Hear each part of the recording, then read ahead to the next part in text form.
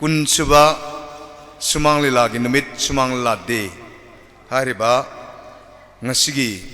yamna chinglem laba puari ga sagon dun le horgadaba sumang le lagi lairik phongbusu oigadoriba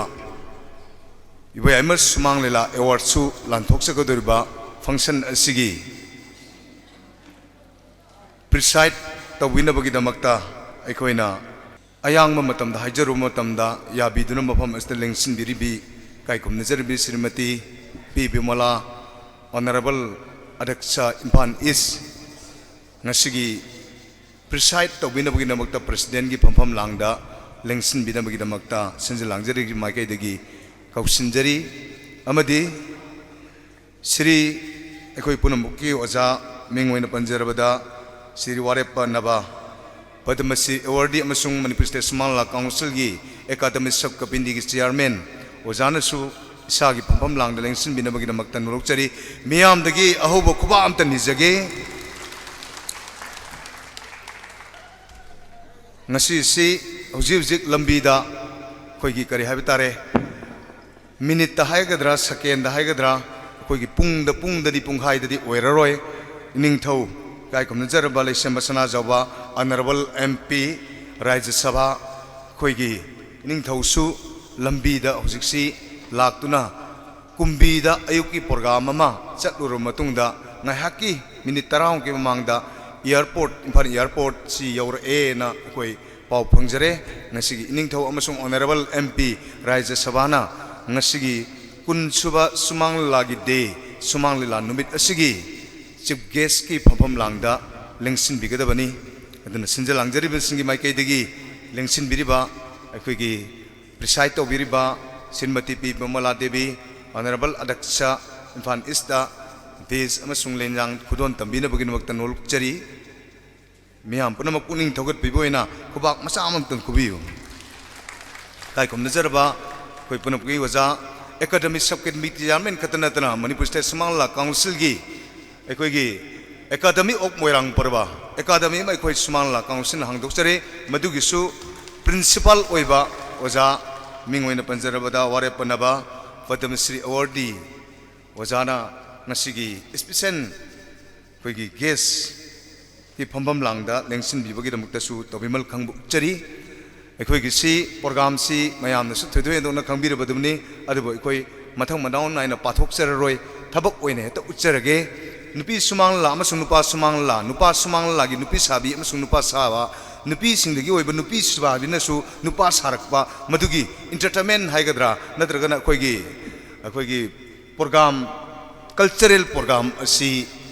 pangthong pinabagi damakta thorang panamul oijare aduga lamjingba artist association gi chairak airiba sumang lela asina horel function amasung koi loirakanda masigi program asi koi pangthok nanabagi tamul hona chari haujikti karigi damakta sumang lela gi numit asi pangthok ibano haibadu Ranjit Ningthauja yamba asdagi miyamda tentakna pautam bigani sumang lela gi numit matam amada sumang lila asi apun bakutpu leiramde lila adugi mamingda satpa natraga yauriba thoidok hendokpa artist amagi mingda satpa oina tormi praman oina hairabada thengu lila party saitya party yosubi phagi kangbu thok lila kangbu natho singi kangbu nilakuthi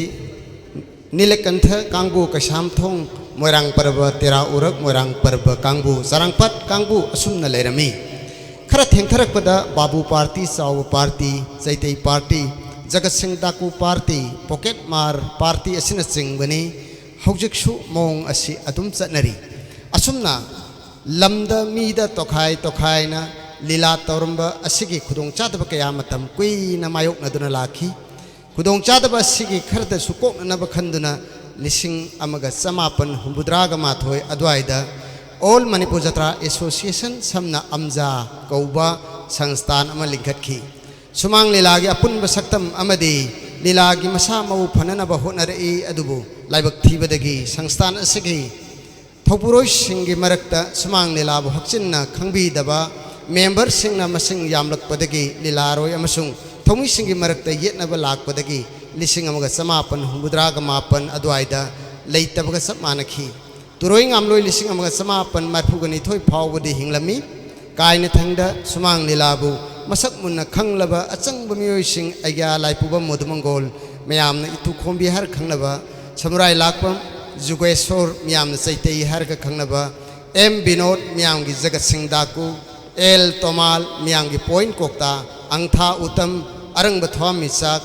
Y Rupchandra Ghosh लीला इबा कुंजिंग लेकाई कुलबुद्धचंद्र आयु Khan L इबोतोंबी doctor पाल थोंगाम नीलो सिंह लाइमयुम इबोतोंबी मियामगी बीर सिंह साबा अमसुंग सुमांग लीलाबु नुंसी पीबा सकनायरबा मियोय कया गलोइनना मचोई मचोई तानादुना मांखरगदबा मिपाइजरबा इपाइपुसिंगी थंबीरंबा अखोइगी सुमांग लीलाबु कन्ननबा होनरखी लिसिंग अमगा समापन मरफुगा मरीगी April की तारीख 12 फंखिबा अपुनबा मिफम अमना Manipur state Sumang लीला council कौबा Sumang लीला लीलारोई सिंगी अईबा सिंगी ताकपी तंबीबा सिंगी ओइबा पुनबा खुटपु असि सेमखी अमत ओइना पुनखिबा काउंगमद्रबा नुमित असिबु मतम पुंबदा निंगसिंगदुना लेहौनबगी दमक लिसिंग अनि अनीदा आर्ट एंड कल्चर की मंत्री ओइबिरंबा डॉक्टर मोरांग थेमनरना सही अदुदगी हौरदुना एप्रिल 12 असि सुमांग लीला की नुमित हैना लाउटोक पिखी मसिबु कुमजा परिंग कायदना ngasi फाव मणिपुर स्टेट सुमांग लीला काउंसिल ना पालोन तौदुना लाली नुमित असिना मणिपुर की सुमांग लीला की यावन खोंचक्ता लोइना रखिबा लायोय ख्रबा सुमांग लीला की इपाय पुमर मपांग पुनमकपु मणिपुर स्टेट सुमांग लीला काउंसिल ना ngamjaba hai lai khardasु कच्चदुनै काय खुमनरी काय खुमनजरबा इनिंगथौ Leishemba Sanajaoba honourable MP राज्य सभा हौजिक लेंसिन बिरे इमाना ngaktang मिनिट makatang adum लेंसिन दुना लेबिरसु यारे लेंदबिग्रजु अखोइगी स्टेज ता दुम इमा लेबिरसु यारे कोई इनिंगथौबु काय खुमनजबा तराम तराम ना उक्सबोइना लेंसिन बिरकले इनिंगथौना लेंसिन बिरकपा मतमदा लैपाक की निंगथौ मोइना ऑनरेबल एमपी मोइना ngasiगी चीफ गेस्ट मोइना मियाम अमुक्तंग हौगतपिदुना कोई काय खुमनबसि उन्मिनसि इनिंगथौ Leishemba Sanajaoba honourable MP ngasiगी चीफ गेस्ट इनिंगथौना लेंसिन बिरकपा मतमदा इखोइ पुनमकना इनिंगथौबु काय खुमनजबगो लोइनना मयांग खुबाक अहोबम ते खुबियु इनिंगथौना ngasiगी चीफ गेस्ट की फमफम लांगदा लेंसिन बिरबा नोलुकचरी अखोइगी काय खुमनजरबा मणिपुर स्टेट सुमांग लीला काउंसिल की थौमी सिंगना इनिंगथौदा पेज अमसुंग लेंजान असि यानबिनबगिदमक्तसु नोलुकचरी लेंसिन बिसि निंगथौ फमफम लांगदा लेंसिन बिनबगिदमक्ता सेंजल लांजरिबसिंग माइकैदगी अचंबा नुंसिबगी खुदोल फी मतंग अमसुंग पेज मतंग थौगल फंगजगे मसि खुदोल फंगजगे निंगथौना तराम तराम ना लौसिन बिगनी मयाम पुनमक खुबा खुबियु ngasidi hojik hojik yamna chinglemlaba formal function asigi dais de lengsin birbasing subarbanina ngasigi kun suba sumang lagi de sumang lagi numit asigi maira kendan asi kai khumna jarba dais de lengsin birbasingna sukhat binabagirmakta nolukchari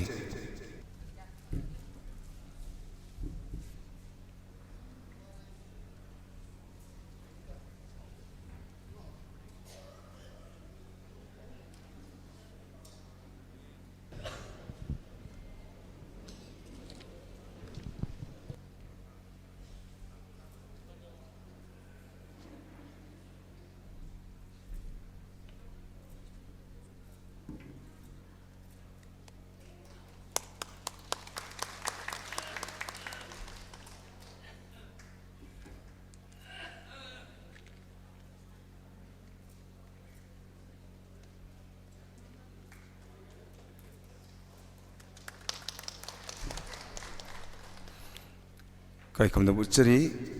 thoromapu amasung special guest amasung asigi chief guest phampham langda lengsin binaba hojiti kai khumna jarba president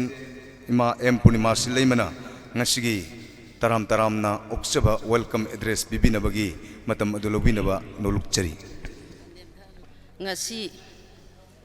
april gi tang 12 ing lising aniga kunmathoi na lakpata koi manipur state sumang lela council na sinja langja duna sahi khudingi april 12 na lakpata Sumang Lila Day haina pangthok jaba thoram mado ngasi su aikoi April 12 lakpa sida pangthok jai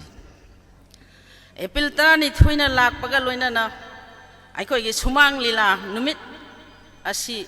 da khoi gi Sumang Lila gi lila roi sing artist sing amadi Sumang Lila taujari ba pungna mana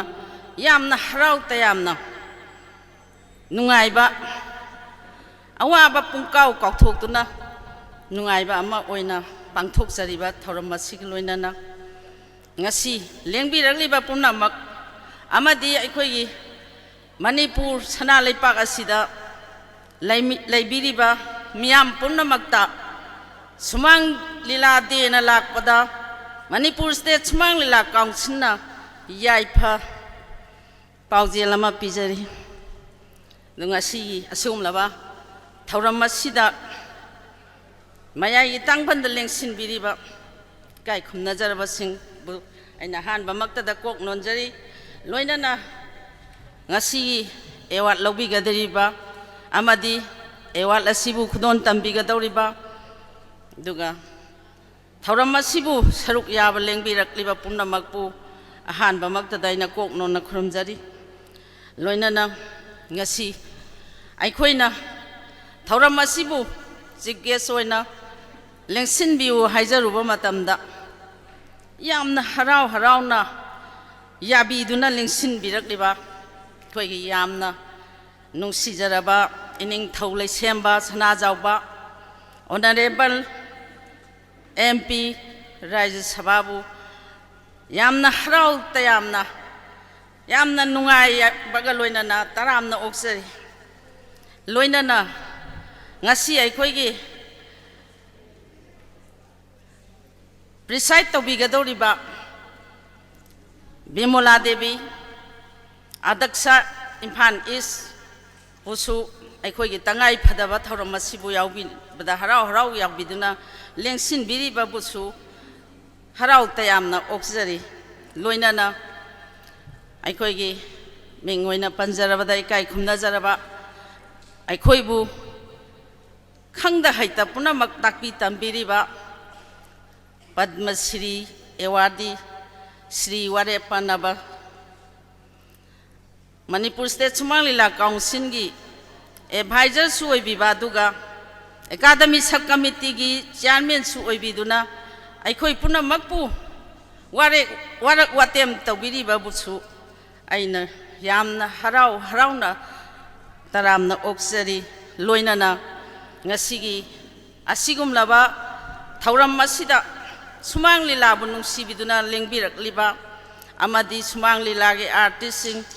pumna makpu su aina taramna oksari loina na print media gi amadi electronic media gi saisu sing puna makpusu aina yamna harau ta yamna oksari matang asida aina taramna oksabagi waron piba matang asida loisinjari puna makpu amukka hana khurumjari thoramgi makha chathajar poina ngasigi Sumang Lila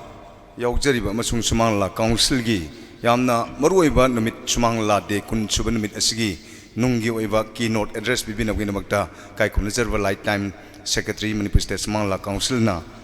matam lobina banol jari kun suba Sumang Lila gi numit April 12 palon thoram masigi chief guest ki phambam langda lengsin biriba reibak iramdam sigi ining thoibungo laisemba sana jawba loinana kai khumna jariba MP Rajya Sabha ngasigi chief guest loinana ngasigi preside to biriba P Bimola Devi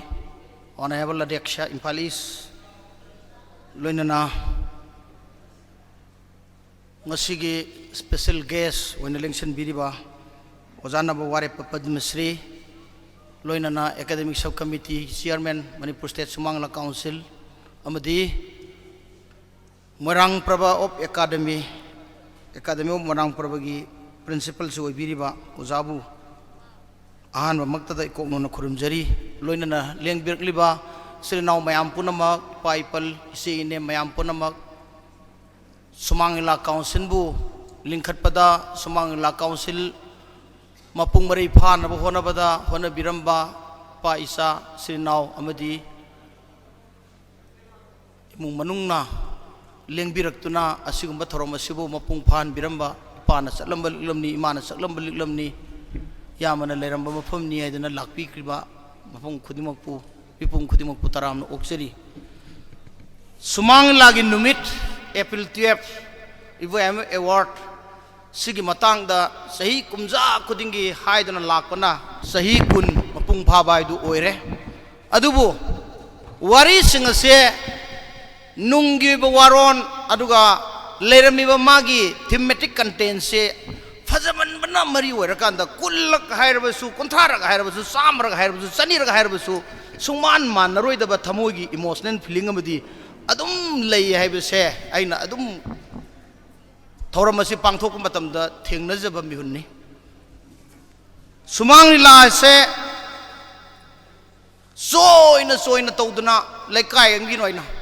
कोंजेंग लेकायगी हैंगांगी तेरा उरकी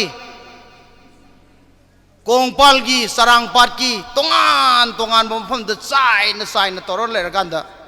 लमदम अमदगी लमदम अमदा सतना लमदम सतना मणिपुर सना लेपाकी इंटरट्रेन तौबगी ओइबा अदुगा social educator अमोइना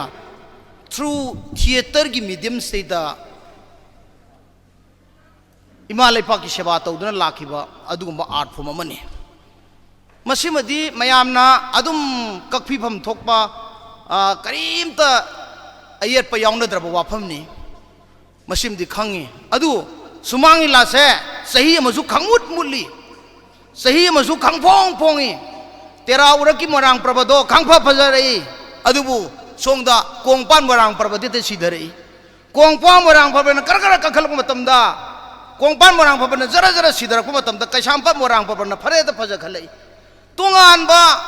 सांग मानना फमिन्नबा हाइबदी balance मानबा खोंग तोन मानबा हाइबा पोसक अदुमदी अदुम इउ बंगमदना सुमांग लादा लाखिबनी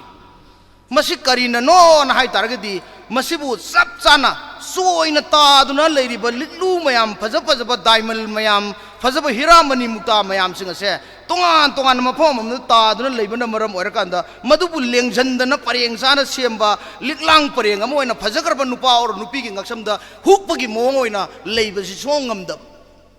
aduna madugumbado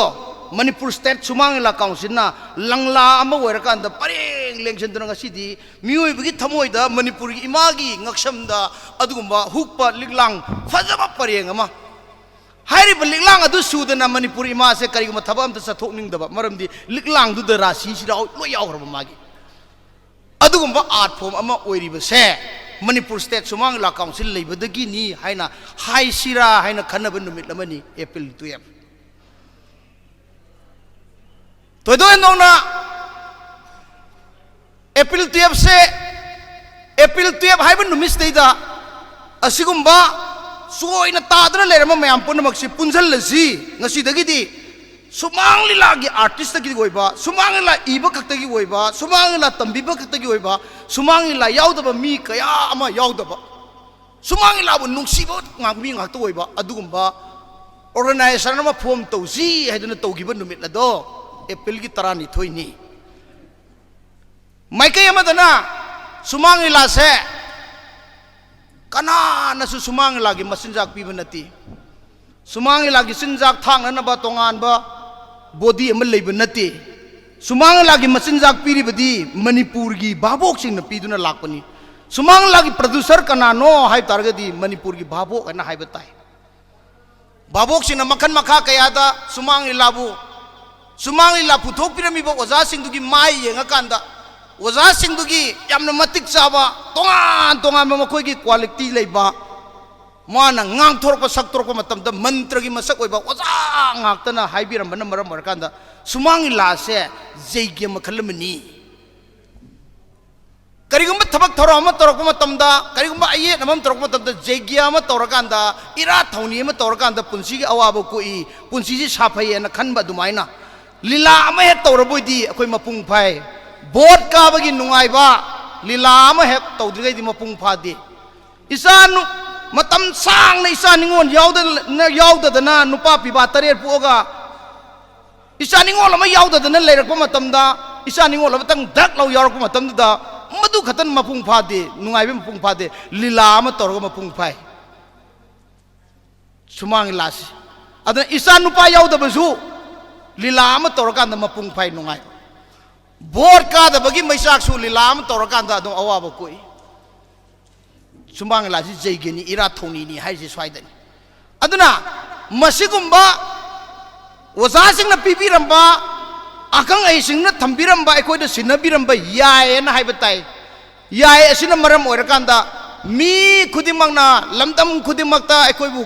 कौरकांदा अखोइना लीला सानबदा फंगगिबा सेनफमसिंग असे सेनी खुसुमनी हाइना लौबा यादे अखोइना कटपिरकपनी दक्षिणानी यामना लेमजनिंगाई ओइबनी हाइना ngasiदी अखोइदा इकाई खुमनबजु उटपीबगा लोइनना अखोइगी थाकपीदुना योकपीदुना अखोइबु स्पॉन्सर तौदुना मणिपुर की बाबोक मयाम द लाए बाबोक सिंगदुना खल्ले फजगरेदा नुपी साबीसे फजगरेदा को नुपा साबसे फजगरेदा को लीला से फजगरेदा को ngasiगी लीला की डायलॉग मयाम से नोनिंगरेदा को कपनिंगरेदा को नुंगाइबदा थल्ली अदुबो मोइजिंगजिबु मयुम योरकांदा लीलादा नुंगाइरिबा सुमाइना अदुम नुंगाइरमदु जाला मोइजिंगजिबु मयुमदा लीलाद तमथीरिबा सुमाइना सुम तमथीरमदु जाला लीलाद नुपी मालिबा सुमाइना लीला नुपी मालमदु जाला हैना अदुम नैनबी बंगांगनी बाबोक सिंगा मतम मतम की नैनबीबा अदुम लाकी मतम मतम की गवर्नमेंट मतम मतम की निंगथौ पालंबा मयाम पुनमंगरसु सुमांग लाबो अदुम नुंगसिदुना लाकी तौबदबु अखोइगी असेंग मरोप अखोइगी स्पॉन्सर अखोइबु कुबीबा हाइबा तारगदी बाबोक नतबदी लेते बाबोक सिंगदुगी मरक्तगी यामना नौना थौना फना नुपा मा चोंथोरखी नुपा दुनी म्यामना थोकसोम इबोयाइमा ना म्यामना हाइनरिसि लीला पार्टी सिंगी अवाबसे मागी पुंसिगी तीन गरबा मतम खरदुदा अंगक फंगदा कासिन कोया यौनु उबंगम ngasi hero ne dana ina khunba saraga laisi लीला ददी पैसा पाइबा सारबा मयुम ददी सोंदा भरा लेतदना कमाइन तौक चतोइनो न खन्नब अस पैसा यम पाइबा सारिबु नुपा से मयुम ददी ने पैसा पुदना लामदोइनी ने गायना खनबा अदुगुम नुपा मा हाइतागदी थोकसो मै बयामनी अदुना लीला से नोम नत्रग नोमदी लीला से नोम नोमगी मुथर अनि मरमदी लीला की प्लेटफॉर्म लेत्रे लीला सानफम लेत्रे न थवा यामने वारंबा या स्कूलदा कैसाम थोंगदा अदई क्वा कैथेलदा तोंगान तोंगान बा अखोइगी सोर मयोंदा लेरिबा मरांगखोमदा कैदा युम सुमांगदा सानरंबा लीला से ngasiदी सुमांग लेत्रे सुमांग लेतदा ngasi लंपाकता थोरे लंपाकता मु लेजरकादु लंपाकता जु लेत्रे कम्युनिटी होन मु साजनगरे कलब अमुक साजनगरे ngasiदी करिगमते सुमांग लासे कनाना ताले हाइतादी मफम पीबा ngamdadana सुमांग लासे मुटकी दौरे अदुनदी सुमांग लागी संग अमा सुमांग लागी मांतु अमा सुमांग लागी सगेल अमा सादबा याद्रे मणिपुर की मफम मफम खुदिमक्ता थौरांग तौदबा याद्रे लीला के कलाकार सिंह कंदबा याद्रे सही सुपा पुंसी सुपा सुमांग लासे सांगना लेहौग जाय तारगदी मखोगी पोफम मफम कनबी बायबसे तौदबा यादब मथौ अमने हाइदना बाबोक सिंगी मरक्तगी थौना पना पाम्बोम दिना चोंथोरकी नुपा दु कनानो हाइ तारगदी थोकसोम इबोयाइमा मासा मक्सिनी अदुबो लाइबक थिबदगी खन्ना खन्ना लीला पार्टी कयादा करी तेंगवांग सिगे उनबा मतमदा कैगोमतंग एस लंबी द लेरबा मतमदा एस लीला सतोय राई थिंजरमगे ओ लीला युम दर आई थिंजरमगे नत्र करी वाली हाइदना सुमाइना अवाय अखुम तौदना तिन्नबा लीला पार्टी का हौजरकपा मरुप चानबा हौजरकपा मतमदा इखंग खंगौदना सोक लिसिंग अनिगा अमदा मागी पुंसी पिखमनखी पुंसी लोइखी अखोइगी रक्तगी सटखी अदुबु मागी लोइनबी थोकचोंग ओंबी सनातोंबी देवी अमदी माई मचानुपा हेरो मचानुपी बेमा मोय मयामना खन्नरकांदा बाबाना पामजरंबा इपुरबिना पामजरंबा थबक अखोई नापद नुक्ति खुदिंग लीला पार्टी बु कमदोर हिंगोगदगे एक्सटेंड तहोगदगे पुंसी से हाइना खनबिरम वखल से थबक ओइन वथोक तारे अदना थोकचोंग की फैमिली सिना मणिपुर स्टेट सुमांग ला काउंसिल गा यामना थोकसिल लमग लोइनाना आरएन कल्चर की मिनिस्टर ओइबिरमबा तामोनरा डॉक्टर नरना लेंगाक त यावरिङै मतमदा पुंसेल कांदा अखोई सुमांग इलागी नुमित सुमांग इलागी अवार्ड इबो एम अवार्ड हाइदना मणिपुर की पाक चौबा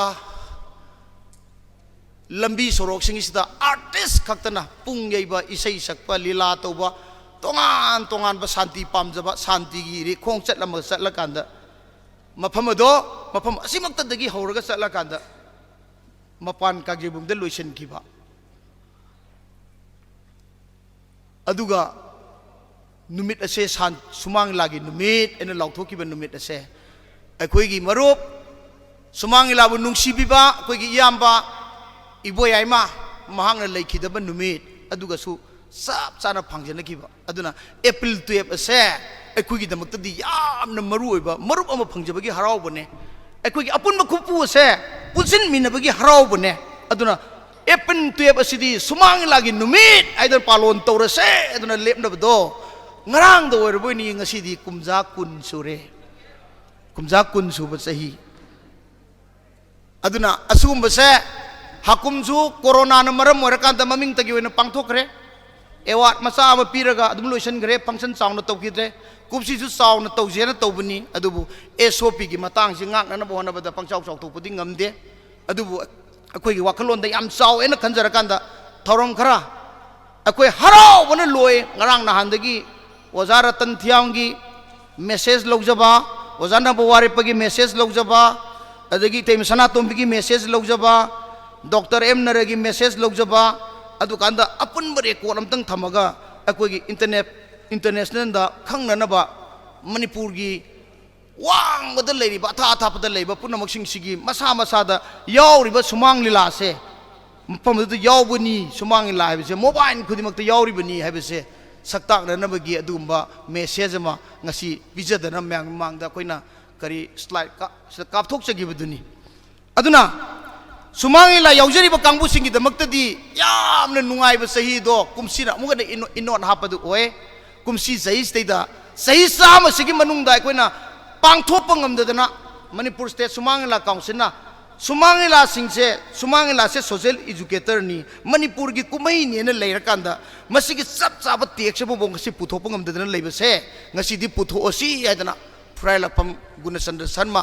lifetime president manipur state sumangi la council na iba mana compile to biba manipur da leiriba akhang ahi punamak sahi sama sigi manungda Sumang लीला दा खोंदा बिरंबा सुमांग लीला लेने बिरंबा पुनमक सिंगसिगी रेकॉर्ड पुनमक खोंगत सरकांदा आई इसामक यावना ससरकांदा अकोई थेंगना सकीबा record मयाम तो समजिन साजन ngasiदी सुमांग लीला की कलाकार सिंग तमजनबा याबा औराइजबा याबा अदुगुंबा लाइरिक अमा पुथोकनी न तारो मतमदा पुंसी से थबक खरेदी तौर माले कायना खनबगी नुआई बतंजा मसो खै फंगे अदुना ngasi लाइरिक सिमसु खै पुथोक जगनी अदुगा थोदो हेदोंग सुमांग लागी नुमित लाकपस्ता मौजागा मानदबा इहो मना आर्टिस्ट सिंग से कुमसी सहीदी आई सुमांग खुदिंग द लीला तो फंगद्रे अखोई पैसा पाइद्रे आइगी थबक से तल्ले तोगे हाइबगी महुत्ता अखोइदी कला तौगदमनी अखोइदी कुमई तौना हिंगदबनी हाइबगी वाखलोजदा हुजिक से जगोई इसई मयाम अमसु हुजिक सिगी मतुंगदा अखोइना उरकदौरी जगोई इसई नोमाइजो सु इनिंग तौजु ngasi आरापदा चलुरमिना सीबीएस होइना खरा येंबियु अखोइगी अतै तैदा सिंगदा मानदा थबक मयाम अमा सपदा हुमांग ताबरोमदा सोक्थगिबा पंगन मयाम दो ngasi di sumangi lagi entertainment kumai ase yenga kanda amutang recharge hapa yabrong ti yengbiu kumai haibase sahi magi kumai haibase kumai yengdaba yade kumai gi art asi am leirame kumai ase kari oiramge haida kum amagi hai haibu oiram kum amagi mahai kum dugi kum amagi thorok kum थादुगी लाप कुमदुगी थोरप हई ma'am से चारमद्रदिने cancer कौब लेना नारमेने हई चादबदगी ओरमे cancer नारीसे अखोइन चानब हुई चाहौदबदगी अदुना अखोइ हुजिकसे society से paralyse तौर कईनो है कुमही चादबगीने कुमही चादबनी Kong चिंदो थाबले चोंजलो थाबन चोंदो Kong चिंगलो कमाई तौदो तो येंगनजे अदुगी नातै चादब पोट अमा अखोइ लाई अदुना की कुमन पीब महीदो अखोइ चामिनब थकमिनबगी मथौ ताई अखोइ इंटीग्रिटी की दमकता अदुना यामना नुंगाइजबा नुमित अमा ओये सुमांग लिलागी लेजरिबा हुजुजिक प्रेजेंट स्टेटस देदा सुमांग लिला से अहमद कुंभम बलागी थाकत लेरंबदगी डिस्ट्रिक्ट लेवल दा काखलक्तना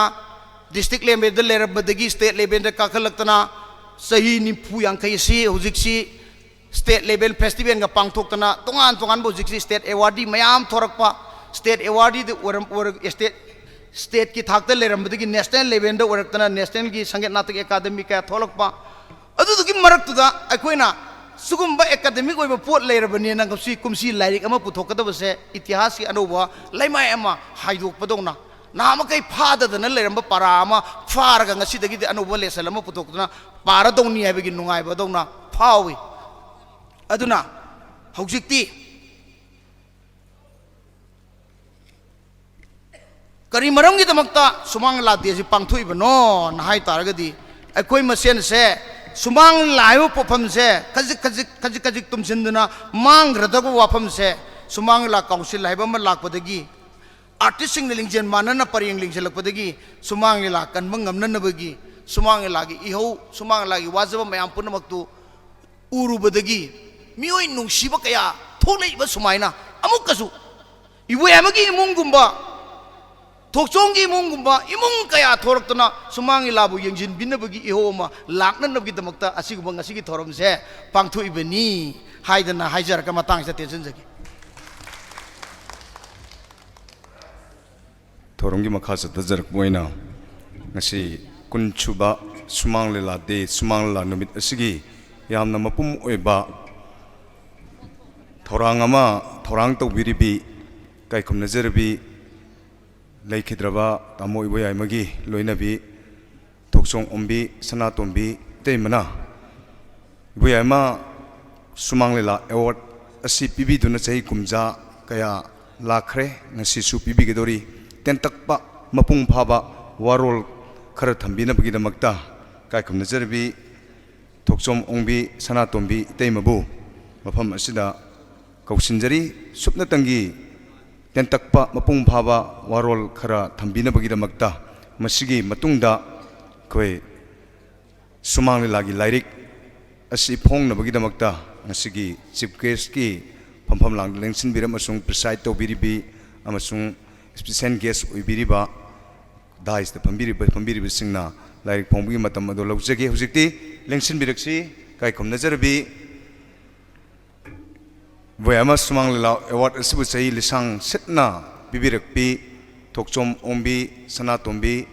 तेमना कोई वारोल खर थंबिनबगी दमक्ता कौसिनजरी मणिपुर स्टेट सुमांग लीला काउंसिल ना सिंजबा सुमांग लीला दे थौरमसिगी मयाई तांबल द लिंजन बिरिबा लाइनिंग थौ काय खुमनजरबा अखोई चीफ गेस्ट ओइना लिंगसिन बिरिबा अमदी गेस्ट ऑफ ओइना लिंगसिन बिरिबा अमसुंग पर्सन ओइना लिंगसिन बिरिबा अहानबा मक्तदा खुरुमजरी अदुगा ताराम नोकजरी इकाय खुमनबा उचरी अदुगा मांगदा लिंगसिन बिरिबा अहलमन माइके क्यादगी लाकबिरिबा इचे इचल इनाउसिंग मांगदा पुनमकपु इकाय खुमनबा उचरी ताराम नोकजरी अमसुंग कोक नोनजरी अखोइगी इनाउ हेमंतना यामना मरिक चुमना फजना थंबिगरे मयामदा संगलेन असि कमाइन लाखिबनो एवार्ड असि कमाइन पीखिबनो हाइबगी मतंगदा चुमनखिदना वरी लिबदुदा याम कपथुरे पीसे मतुंगदा दुम तारे हाइबम खंगदे अदु यामना नुंगाइतबा हाइगदरा याम इमोशनल ओइबा नुमित ओइबगा कई हाइदोइनो हाइबम सु खंगदे अदो yam nungaijai mayam lakbidana sumain tawdana sugumba award sida mapung phanbidana mayam yaubidana mayam sumaina chahi khudingi asugumba akhoi council gi akhoi thoram masibo mapung phanbibase masigi damakta taram thagachari amasung inau ngo hemanta busu thagachari marik yam sumna libirambagi damak aduga si hairaga mayam punamak pokhurum jari thagachari hojiti puariga sagon le horagada ngasigi thorom asida sumanglila yaujariba masung Manipur State Sumangla Council gi maraibak lepa numit haijabatare sahi lisang setna sahi kaya haibatare sahi nipu yang kai hena koi khomjanjara kanda Sumangla gi lairik amatang di karung kanda phongbangam gadage haibagi wakhalol du Sumangla Council gi thaupuba biribasing kuina sangna honajarakpani ngasidi mahi yale haina laujare ngasigi lairik asi kai kum nazaraba Manipur State Sumangla Council gi lifetime president PS Gunachandra waja sna khomjin tasallaga puthok sirga duriba lila akal lairik asi koigi iningthau ngasigi chief guest ki phampham langda lingsin biriba leisem basana jawba honorable MP Rajya Sabha koigi iningthauna lairik asi phongbigani amasung ngasigi preside to biribi P. Bimala Devi Adaksha koi Imphan East nasu lairik asi phongbigani aduga kai kum nazarba academy subcommittee chairman amasung Padma Shri awardee oja ware panaba amasung Sangit Nata Academy awardee gi Sumanglila gi ihan hanba award Manipur State Sumangla Council gi na lifetime secretary yamba Sograkpam Hemanta haiba oja guduga ikai kum nazarbi mari asna ngasigi lairik asi phongbigani lairik asi puthok piraknabagi namakta nolokchari aduga aiba oina khomjin tasinjaba PS Gunachandra Sharma Manipur State Sumangla Council gi lifetime president su lengthok piraktuna ngasigi asumlaba puari gi thagon nungdale horogadaba lairik asi phongbinabagi namakta nolokchari Sumanglila bunung sibiduna Sumangla gi anauba itihas ma puari ma sembagoluna lairik phonbagi thoram asi chathajari meyam punamak khubak ahobam dadi khubiu puning thogat biboina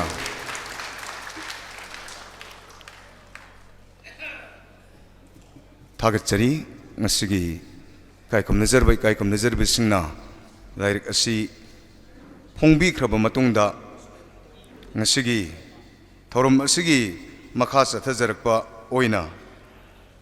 aiba soibiba aiga lengthabirano koigi PS Gunachandra Sharma lifetime president aigana lila aki lairik asigi matangda koi wafam khar thambina bagita nolukchari Sumanglila gi numit April 12 thorom asi chatharakpa kumsi chahi asida chahi kun sure sigumba Sumanglila gi numit asida Manipur State Sumanglila Council gi pakholo yamoina lairik asi inanaba khomjinba amasung ijabagi thabak tawjarakpa ana ingonda lairik asi gi maramda wahi manga taradang phongdokso haina takpi basi lairik sigi maramda phongdoktringaida karigumba wafam kharadang hana phongdoksage madudi layoi khraba Sumanglila gi lilaroi ai yamba Samurai Latpam Jugeshwar Sharma aduga leikidraba igi yamba Tamo Binod aduga leikidraba igi Guru Deva igi oja theater amasung playwriting gi oja mioi ohum masina Sumanglila gi maramda khomjindana lairik ama ikhatnaba aingonda poktak bibi matamda nanaina haijaki nanai scholar natte pandit natte laik laisu yamna heibe mi natte ai madungam jeroi tawdabe yaroi nangna tawgodobuni Sumanglila do kana su leiti masigi thabki tawgodoba haidana sanakai botombi gi lamjing makhada lairik asi ikhalakpa khomjin ba yaba khomjin ba horok matam ikui kuidana Tamo Jugeshwar taimang pan thadokhiba mathangda muk Tamo Jugeshwar sina leikidrabasu bamoni bugona tawgodoba thabaksin makha chathagadabani haidana aibu lamjing lamtakpidana Manipur gi sakna iraba Sumanglila gi eminent oiraba scholar kaya gi manakta leibaki yaitung phamdung kaya gi manakta kuipu puduna satpiramba Tamo Binod na sumanung matam sadana leikhidaba aduna maram oidana खोमजिनबा याबा मयाम अमा खोमजिलगा इखटपा याबा मयाम अमा इखटलगा फोंगदोकपा ngamdana matam sangna leirakhiba madugi matungda tamo binod chu leikhidraba matungda haukiba chahi 2013 ki April 12 ta lairikhi phongdoknaba amuk numit lawrurakanda oja sanakhai bu tumbi gi hakchang ngamchilaktaba amadi leikhidabana maram oidana lairikhi phongdana sum leirakhibaduna ikang ganghoduna 12 April sida lairikhi phongdaba yararoi ni takhelakpa nana igina imung manunggi oiba yamna pungning siningai oiba thodok amana maram oidana lairik lomda mai onchen bangamdaba matam oiba matam sida 12 April da di phongdaba yade haidna taksin birakpa matam sida amuk lairik lomda mai onchen gadoba matam duna muk sumang la festival ama som tawdoriba sumang la festival loiragana yausang loiragana 12 April si yausilakpana hanjilakpa sigi matang sida prop lobugi matang da lairik asigi ningthi jana phajana phongbagi matang sida matam amata phanghodaba matam da phongdaba di yade haidana lairik si hujik pung ama tara bhauda lairik si puruktadana aikoi hemanta lifetime general secretary manipur state sumang lila council da press ka launa dana aduga chinna chin yaurukhibani aduna lairik si banan gi matang da adagi ngasagi mathak makha gi matang da karida ngasagi onthak onchin chumthok chumchin tawgodoba kharadi leiribani adubo phongdari phonghorasi aduga kona chumthokda chumthokosena lairik si phong chagadoribani yamna nungairibadi lairik asi ikalaktana sindok sinjin tawbu matamda yawba sumang lilagi saknairaba ai inaunupa ai beranjin ingthaujana lairik sigi matangda ai iba boidudagi sindu u oina sindok hanba kansida mana hai oja gi lairik si sumang lilaina kobusi lale dictionary of manipuri sumang lilaina thongadamni hai masigi sindok sinjin gi thabok semuk yawba ai marup ama lei saikhonggi manglem sing mana mo haibana engon nangi si sumang lilaina thonbasi lale aesthetic of manipuri sumang lilaina thongadobani haina dumaina takpiba adubu moina phaniamna hairabasu aina sumang lilabu nungsijabaduna maram oidana sumang lila haina thongre aduga lairik asibu lamjing lam takpiramba aikoi ikhatpada lamjing lam takpiramba ai guru debagi mafamda amadi sumang lilabu hokdokpiramba sumang lilabu nungsiba miyoi singi mafamda kathokchaba lairik ni masi sumaina sum phongdoge haidana phongdokchaba lairik sigi matangda ikhalakpagi matangda thengnakhriba ngasai ahalaman oja guru singi manakta chatchatna ngasai hangjaruruga ikhatcharakpa amadi naigi wakhandagi phaurakpa amadi event mayamdagi loina ikhatchaba lairik sigi maramda kharadang hangatchadringegi mamangda ahanbada lingbirakliba lai guru isilinaw maruk mapang isilise ngasigi sumangla di numit asibu yawba lingbirakliba pumnamakpu ahanmamaktada kai khumnabu utsari khurumjari mathangda ngasigi function asigi chief guest ki phampham langda lengsin biriba ining thaulei semba sana jawba honorable MP Rajya Sabha aduga preside tawbiriba ai ichani bema Impal iski Diksha Bimola Devi aduga aroibada ai guru deba ai oja manipuri culture da oja gi ming panbasi tasengbadi pannadi adubu function oibanina pandaba yadadana panjabani masigi aparatha khibi ngakpi gani haiba wafam chi thamjabaga loinana ai guru deba oja Padma Shri awardee oja na bawarepa kai khomna utsari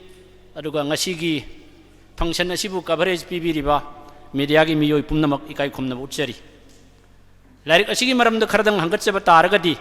sumang lila gi maramda lairik ama iba matamda sumang lila haina hekta hobasi khang tapta hobo oina thokadra haina khanjabadagi nanaina ikhatchabasi origin of the theater ritual digi theater hori haibagi theory ritual chingdagi phangba pambai sing atei theory khara thainagi Egypt amadi near east ki ritual sing sigi mathangda nanain thamjabasi origin and objective of the Indian theater mathangda Manipuri theater gi haurakpham Manipur gi tongan ba theater phom yam si sum nei narakpaga loinana phagi lila yorakpani phagi lila si khoi swaida launari basi Chandrakirti Maharaj gi matamdagi phagi lila leire ni sum pahai da haiba ananain sum thijaba matamda oja guru sing sum takpirakpase ningom angauton pamung angauton takpi matamda bamon ibungo phagi lila di Manipur da लाई हरौबदसु फागी से अदुम यावरे अदुबु खागेमबा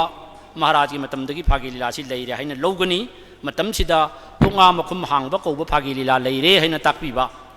अदुदा मदु करी लारिक यावी करी authenticate ओइबा अखोई reference पीबा याबा लारिक करी लेगे नहंग मतमदा अइना हाइरसि इसल्लु पठांग पुठांग वारीनी इसल्ल कांदुदा अइगा गुणचंद्र शर्मा ने इबा लारिक तुबि लेमाय सुक्ते यावबनी खागेम महाराज की मतमदा तोंगा मखुम हांगबा कौबा फागी लीला लेरे न मराय हाइजरनी ने बुंगो खंबा थुइबिगी वारी चुंगरांग नहांदि इगिबनी न ताकपी मथंगदा मुक अगी गुरुदेव सनेखाइबु टोंबी हौरक चोमना मुक पीबदना गंभीर सिंह महाराज की मतमदगी मणिपुर फागी लीला लेरे हैना माना पीबनी अदुई मथंगदा लेबा आसिगी सकनाइरबा लेखिद्रबा निंगोमंगी इबोबी अरुगा अखोइगी ओजा श्याम सुंदर नना एगिदी ओजानी अंगांग ओइंगी चुरचन हायर सेकेंडरी स्कूल की ओजानी सिना ताकपीबदना मुक चंद्रकिति महाराज की मतमगी फागी लीला अबुजांबा साइतोन की करीगी म्यामसी लिबिरे सी सुम इखलकपसिना काबुल पाला फदिबी पाला योरपदगी करा योर इपोम योर इपोम भाउजी फागी लीला की चैप्टर सी सुमाइना अमा थमजबनी अरुगा सुमांग लीला की मतंगसिना मसीदा अइना थमजरीसी सुमांग लीला करीनो सुमांग लीला कदाइबु कौवी सुमांग लीला की फॉर्म फंक्शन वैल्यूज मयाम से सुम इरकपसिना सुमांग लीला की इतिहास हिस्ट्री ऑफ मणिपुरी सुमांग लीला सी सोक लिसिंग अमगा चानिपान मरफु मरीगी पांजी मयुम लंपाकी मोरंग पर्वसिदगी हौरकपसिना मोरंग पर्वसि थिंजनखर मतुंगदा हरिचंद्र लीला लाखिबा हरिचंद्र लीलादगी सावित्री सैतबान हा दुता सो मेनी लीला सी मयाम अमा मणिपुर सानैबा लीला मयाम सिगी मचेत मचेत मचेत मचेत मचेत नैनजबनी सिदा नुंगाइरिदी मयामना थेंगलेबिरिबा कोंगपान मोरंग पर्व अमसुंग कैसामपात मोरंग पर्व अनिसि नतबा ना अखोइना थीबदगी फंगजरिसे ngасai अखोइ हेमंतना खरदि हाइबा हौरमे तेरा उरकी मोरंग पर्व हाइबामा चरांगपात की मोरंग पर्व हाइबामा स्वाइसी सुम नैनजरकना सुम लाखिबसिना सोक लिसिंग अमगा समापन हुमफु मंगा की मतमसे योरको मतमदा अखोइगी थिएटर सेंटर मणिपुरना मणिपुर की सुमांग लीला की फेस्टिवल स्टेट लेवल जो होलकपा अदगी पब्लिसिटी न तौरकपा स्टेट कला अकादमी न सोक हुमद्रा हुमदुइदगी मुक चाथरकपसिना ngasiबाव लेप्तना चाथरकपसिंगसिमा लोइना इजरबनी अदु नतबा तोंगान तोंगान बो वारिंगसिंग मसिदा याउरिबसिंगसिदि करी करिनो हाइबबु सुमांग लीला करिनो सुमांग लीला कदाइबु कौवी सुमांग लीला की स्क्रिप्ट से अखोइगी लिटरेरी टेक्स्ट से सुमांग लीला करी कौगे का हाइबना चिंगबा अहल लमनसिंगना थंबिरंबा अखोइगी लोन मयामदुनी ननाइन थमजरिसे अरे सुमांग लीला की स्क्रिप्ट की मथंगदा सुमांग लीला न करी तौरिगेबा सुमांग लीला की थबकसे अदगी लीलारोइसिंगना लीला अमा सानबा लीला सानबा ट्रेडिशनल सुमांग लीला दा हैतबा खंगदबा यादबसिंग सुमांग लीला सानबगी पांडम सुमांग लीला सानबगी मवोंग सिगी सुमांग लीला सानबगी मवोंग सिनी याम मरु ओइरिबा सुमांग लीला तौबिरिबा सिंगसिदा नतना डायरेक्टर राइटर सिंगसु याम चेक्सिन खंगबिगदौबसे ngasiदी सुमांग लीला तौरिबे लिनाउ सिंगचे यामना सुमांग लीला की फॉर्म सि खंगदना एंट्री एग्जिट का भाव तारक्तदना क्लॉकवाइज एंटी क्लॉकवाइज करीनो कासी भाव ताद्रिबा पुनमक्सी मसिना नायना खंगदना हैदना इबा नचदे लेबाक सकनाइबा ओजा गुरु मयामना ताकपिरम मयामदु खुमजिनजरकपनी अदुना सुमांग लीला सानबगी पांडम अदगी अखोइगी सुमांग लीला कौबा अमसुंग सुमांग लीला सानबा सुमांग लीला की हौरकफम अदगी सुमांग लीला की इतिहास अदगी मोरंग पर्वगी करीगी सुम तौरकपसिदा अखोइगी सुमांग लीला की हौरकफमगी मतंगसिदा तोंगान तोंगान स्कॉलर सिंगना पीरिबा मोट मयामसी अममम तोइना थमजबनी निंगोमम ओजाइबोबिना पीबना सिनी निंगोमंगी ओजाइबोबिगी मतंगदा ओजा श्याम सुंदरना पीबना सिनी थांगोइबनगी पाबुंगना पीबना सिनी अदगी ngसाइगी अखोइगी कैनोना अखोइगी निंथेमपुगान पाबुंग नंदना पीबना सिनी तोंगान तोंगान बा सुमांग लीलागी इमिनेंट अखोइगी स्कॉलर सिंग पंडित सिंगना पीबा मयामसी सुम मतंग मतंग मतंग सुम इखचरपनी सिदा इरिबा वाफमसी हुजी हुजी ngसाइ अखोइ इनाउनुपा हेमंतना लावरंबा सुमांग लीलागी स्टेटस हाइदो सुमांग लीला की स्टेटस हुजिक्ति पृथ्वी की लेबाक चामग हुमफु माथोइदा सुमांग लीला खुनफम पलादगी स्टेट लेवल जौरकपा स्टेट लेवल दगी नेशनल लेवल जौरकतना सुमांग लीलादा अखोइगी चीफ गेस्ट ओइबिरंबा क्यूबा की एम्बेसडर अखोइ रामिरोज अखोइ रामोसना पृथ्वी की लेबाक चाम हुमफु माथोइदा गूगल्स की थ्रू दा सुमांग लीला लेरे हाइदना कंसाइ खंगनगिबगी वाफम अदवाइ भाउ यौबा सुमांग लीलाना अखोइगी थिएटर ओलंपिक ता याउरबगी करीगी भारत की मफम ma'am उत्पगी असवाइसिद Sumang लीलागी status लोइनमक थेंगनबिरगनी अदुगा Sumang लीलागी audience पृथ्वीदा लेरिबा Sumang लीलागी अखोइगी कैनोसिगा अतई art form ma'am की ऑडियंस के सुमांग लीलागी ऑडियंस के खेनब पॉडकास्ट ऑडियंस सिद इरनी अदगी सुमांग लीलागी वाहन थोक नैनरानी अदगी सनखा इबोटोंबिगा सनखा अखोइ कैनोगा अखोइ सुमांग लीलागा लेनबा मरी ꯑꯩꯒꯤ ꯒꯨꯔꯨꯗꯦꯕꯒ ꯑꯣꯖꯥꯅꯕ ꯋꯥꯔꯦꯞꯄꯒ ꯁꯨꯃꯥꯡ ꯂꯤꯂꯥꯒ ꯂꯩꯅꯕ ꯃꯔꯤ ꯖꯅꯅꯦꯇꯥ ꯍꯤꯖꯝ ꯏꯔꯥꯕꯣꯠꯀ ꯁꯨꯃꯥꯡ ꯂꯤꯂꯥꯒ ꯂꯩꯅꯕ ꯃꯔꯤ ꯁ꯭ꯋꯥꯏꯁꯤ ꯌꯧꯔꯛꯄꯗ ꯑꯉꯛꯄ ꯐꯪꯅ ꯅꯨꯡꯉꯥꯏꯒꯅꯤ ꯊꯥꯡꯒꯣꯜ ꯑꯗꯣ ꯃꯌꯥ ꯊꯥꯡꯎ ꯊꯧꯅꯀ ꯍꯥꯏꯔꯤꯁꯤ ꯑꯩꯈꯣꯏꯒꯤ ꯃꯌꯥꯝ ꯄꯨꯝꯅꯃꯛꯅ ꯈꯪꯕꯤꯔꯤꯕ ꯎꯕꯤꯔꯤꯕ ꯇꯥꯕꯤꯔꯤꯕꯗꯨꯒꯤ ꯑꯣꯟꯅ ꯇꯩꯅꯕꯗ ꯑꯩꯈꯣꯏꯒꯤ ꯁꯨꯃꯥꯡ ꯂꯤꯂꯥꯒꯤ ꯂꯤꯖꯦꯟ ꯑꯥꯔꯇꯤꯁ ꯃꯅꯤꯄꯨꯔꯒꯤ ꯑꯩꯈꯣꯏꯒꯤ ꯅꯤꯡꯊꯧꯔꯣꯟ ꯃꯔꯤ ꯆꯨꯞꯅ ꯑꯩꯈꯣꯏꯒꯤ ꯁꯨꯃꯥꯡ ꯂꯤꯂꯥ ꯁꯥꯟꯅꯗꯅ ꯃꯤꯌꯥꯝꯒꯤ ꯁꯦꯕꯥ ꯇꯧꯔꯝꯃꯕ ꯑꯩꯈꯣꯏꯒꯤ ꯊꯥꯡꯃꯩꯕꯟꯒꯤ ꯄꯥꯕꯨꯡ ꯃꯣꯗꯨꯃꯪꯒꯣꯜ ꯁꯔꯃꯅ ꯖꯅꯅꯦꯇꯥ ꯍꯤꯖꯝ ꯏꯔꯥꯕꯣꯠꯀ ꯁꯨꯃꯥꯡ ꯂꯤꯂꯥꯒ ꯂꯩꯅꯕ ꯃꯔꯤꯒꯤ ꯃꯇꯥꯡꯗ ꯇꯝꯕꯤꯔꯝꯃꯤꯕ ꯋꯥꯔꯤ ꯑꯗꯨꯒ ꯉꯁꯥꯏꯒꯤ ꯖꯅꯅꯦꯇꯥ ꯍꯤꯖꯝ ꯏꯔꯥꯕꯣꯠꯅ ꯊꯥꯡꯒꯣꯜ ꯑꯗꯨ ꯃꯌꯥ ꯊꯥꯡꯎ ꯊꯧꯅ ꯍꯥꯏꯁꯤ ꯀꯔꯝꯍꯥꯏꯅ ꯏꯈꯤꯕꯅꯣ ꯍꯥꯏꯁꯤ ꯃꯁꯤꯒꯤ ꯋꯥꯔꯦꯡꯁꯤ ꯄꯥꯕꯤꯔꯒ ꯊꯦꯡꯅꯕꯤꯒꯅꯤ ꯑꯗꯨꯒ ꯁꯨꯃꯥꯡ ꯂꯤꯂꯥ ꯀꯧꯕ ꯑꯃꯁꯨꯡ ꯁꯥꯟꯅꯕ ꯁꯨꯃꯥꯡ ꯂꯤꯂꯥꯒꯤ ꯊꯕꯛ ꯁꯨꯃꯥꯡ ꯂꯤꯂꯥꯗ ꯏ ꯄꯥꯎ ꯁꯨꯃꯥꯡ ꯂꯤꯂꯥꯗꯒꯤ ꯉꯁꯥꯏ ꯕꯣꯏ ꯑꯗꯒꯤ ꯂꯤꯂꯥꯔꯣꯏꯁꯤꯡꯅ ꯂꯤꯂꯥ ꯁꯥꯟꯅꯕ ꯁꯨꯃꯥꯡ ꯂꯤꯂꯥꯒꯤ ꯐꯤꯖꯣꯜ ꯁꯨꯃꯥꯡ ꯂꯤꯂꯥꯒꯤ ꯅꯨꯃꯤꯠ ꯁꯨꯃꯥꯡ ꯂꯤꯂꯥꯒ ꯃꯔꯤ ꯂꯩꯅꯕ ꯃꯤꯑꯣꯏꯁꯤꯡꯗ ꯉꯁꯥꯏ ꯑꯦꯋꯥꯔꯗ ꯄꯤꯕ ꯃꯇꯝꯗ ꯃꯅꯤꯄꯨꯔ ꯁ꯭ꯇꯦꯠ ꯁꯨꯃꯥꯡ ꯂꯤꯂꯥ ꯀꯥꯎꯟꯁꯤꯜꯅ ꯅꯩꯅꯔꯤꯕ ꯋꯥꯐꯝ ꯀꯥꯎꯟꯁꯤꯜ ꯑꯁꯤꯅ ꯄꯥꯡꯊꯣꯛꯈꯤꯕ ꯊꯕꯛ ꯒ꯭ꯋꯥꯖꯅ ꯈꯪꯅꯕ ꯁꯨꯃꯥꯡ ꯂꯤꯂꯥꯒꯤ ꯁꯩꯍꯧꯁꯤꯒꯤ ꯏꯁꯩ ꯑꯁꯤꯗ ꯂꯥꯏꯔꯤꯛꯁꯤꯗ ꯌꯥꯎꯔꯤꯁꯤ ꯑꯩꯈꯣꯏ ꯍꯧꯖꯤꯛ ꯃꯌꯥꯝꯅ ꯇꯥꯕꯤꯔꯤꯁꯤ ꯏꯁꯩ ꯑꯃ ꯑꯅꯤ ꯈꯛꯇ ꯉꯥꯏꯔ ꯃꯥꯟꯅꯩꯅ ꯑꯩꯅ ꯈꯟꯖꯩ ꯑꯗꯣ ꯑꯍꯜ ꯂꯃꯟ ꯃꯌꯥꯝꯅ ꯇꯧꯕꯤꯔꯝꯕ ꯏꯁꯩ ꯃꯌꯥꯝ ꯑꯃ ꯈꯣꯝꯖꯤꯜꯂꯒ ꯃꯐꯝꯁꯤꯗ ꯏꯗꯅ ꯁꯩꯔꯣꯏ ꯏꯁꯩ ꯐꯥꯎꯕ ꯀꯩꯅꯣꯁꯤꯗ ꯂꯥꯏꯔꯤꯛꯁꯤꯗ ꯍꯥꯞꯆꯤꯟꯖꯔꯕꯅꯤ ꯁꯨꯃꯥꯡ ꯂꯤꯂꯥꯒꯤ ꯇꯔꯃꯤꯅꯣꯂꯣꯖꯤ ꯇꯁꯦꯡꯕꯗꯤ ꯇꯔꯃꯤꯅꯣꯂꯣꯖꯤꯁꯤ ꯁꯨꯃꯥꯡ ꯂꯤꯂꯥꯒꯤ ꯏꯈꯥ ꯊꯥꯕ ꯏꯊꯛ ꯊꯣꯡꯕ ꯑꯣꯖꯥ ꯒꯨꯔꯨꯁꯤꯡꯅ ꯑꯩꯒꯥꯅ ꯁ꯭ꯋꯥꯏꯁꯤꯗ ꯃꯁꯤꯃꯇꯪ ꯍꯦꯛ ꯃꯌꯥꯝ ꯃꯃꯥꯡꯗ ꯐꯣꯡꯗꯣꯛꯄꯤꯕꯁꯤꯕꯨ ꯀꯔꯝꯍꯥꯏꯅ ꯇꯧꯒꯗꯧꯕꯅꯣ ꯑꯩꯈꯣꯏꯒꯤꯗꯤ ꯑꯔꯣꯟꯕꯅꯤ ꯍꯥꯏꯅ ꯍꯥꯏꯖꯕꯅꯤ ꯑꯗꯨꯗ ꯂꯥꯏꯔꯤꯛ ꯑꯁꯤ ꯏꯕꯗ ꯂꯝꯖꯤꯡ ꯂꯝꯇꯥꯛꯄꯤꯔꯝꯃꯤꯕ ꯅꯅꯥꯏꯒꯤ ꯑꯣꯖꯥꯗꯨꯅꯗꯤ ꯃꯣꯏꯅ ꯍꯥꯏꯔꯒ ꯌꯥꯄꯣꯟꯇꯦ ꯍꯥꯞꯄꯣ ꯑꯗꯨ ꯍꯥꯞꯇ꯭ꯔꯗꯤ ꯈꯔ ꯂꯩꯔ ꯃꯥꯡꯈ꯭ꯔꯗꯤ ꯀꯃꯥꯏꯅ ꯇꯧꯗꯣꯏꯕ ꯍꯥꯏꯗꯅ ꯁꯨꯃꯥꯡ ꯂꯤꯂꯥꯒꯤ ꯇꯔꯃꯤꯅꯣꯂꯣꯖꯤꯁꯤ ꯑꯩꯅ ꯈꯟꯕꯗ ꯂꯦꯡꯁꯤꯟꯕꯤꯔꯤꯕ ꯃꯌꯥꯝꯁꯤꯒꯤ ꯃꯅꯨꯡꯗ ꯂꯤꯂꯥꯒ ꯃꯔꯤ ꯂꯩꯅꯕ ꯃꯤꯁꯤꯡ ꯅꯠꯇꯕꯗꯤ ꯇꯔꯃꯤꯅꯣꯂꯣꯖꯤꯁꯤ ꯈꯪꯕꯤꯔꯝꯃꯣꯏ ꯑꯗꯨ ꯂꯥꯏꯔꯤꯛꯁꯤ ꯄꯥꯔꯗꯤ ꯈꯪꯕꯤꯔꯗꯧꯕꯅꯤ ꯑꯗꯨꯒ ꯑꯩꯈꯣꯏꯒꯤ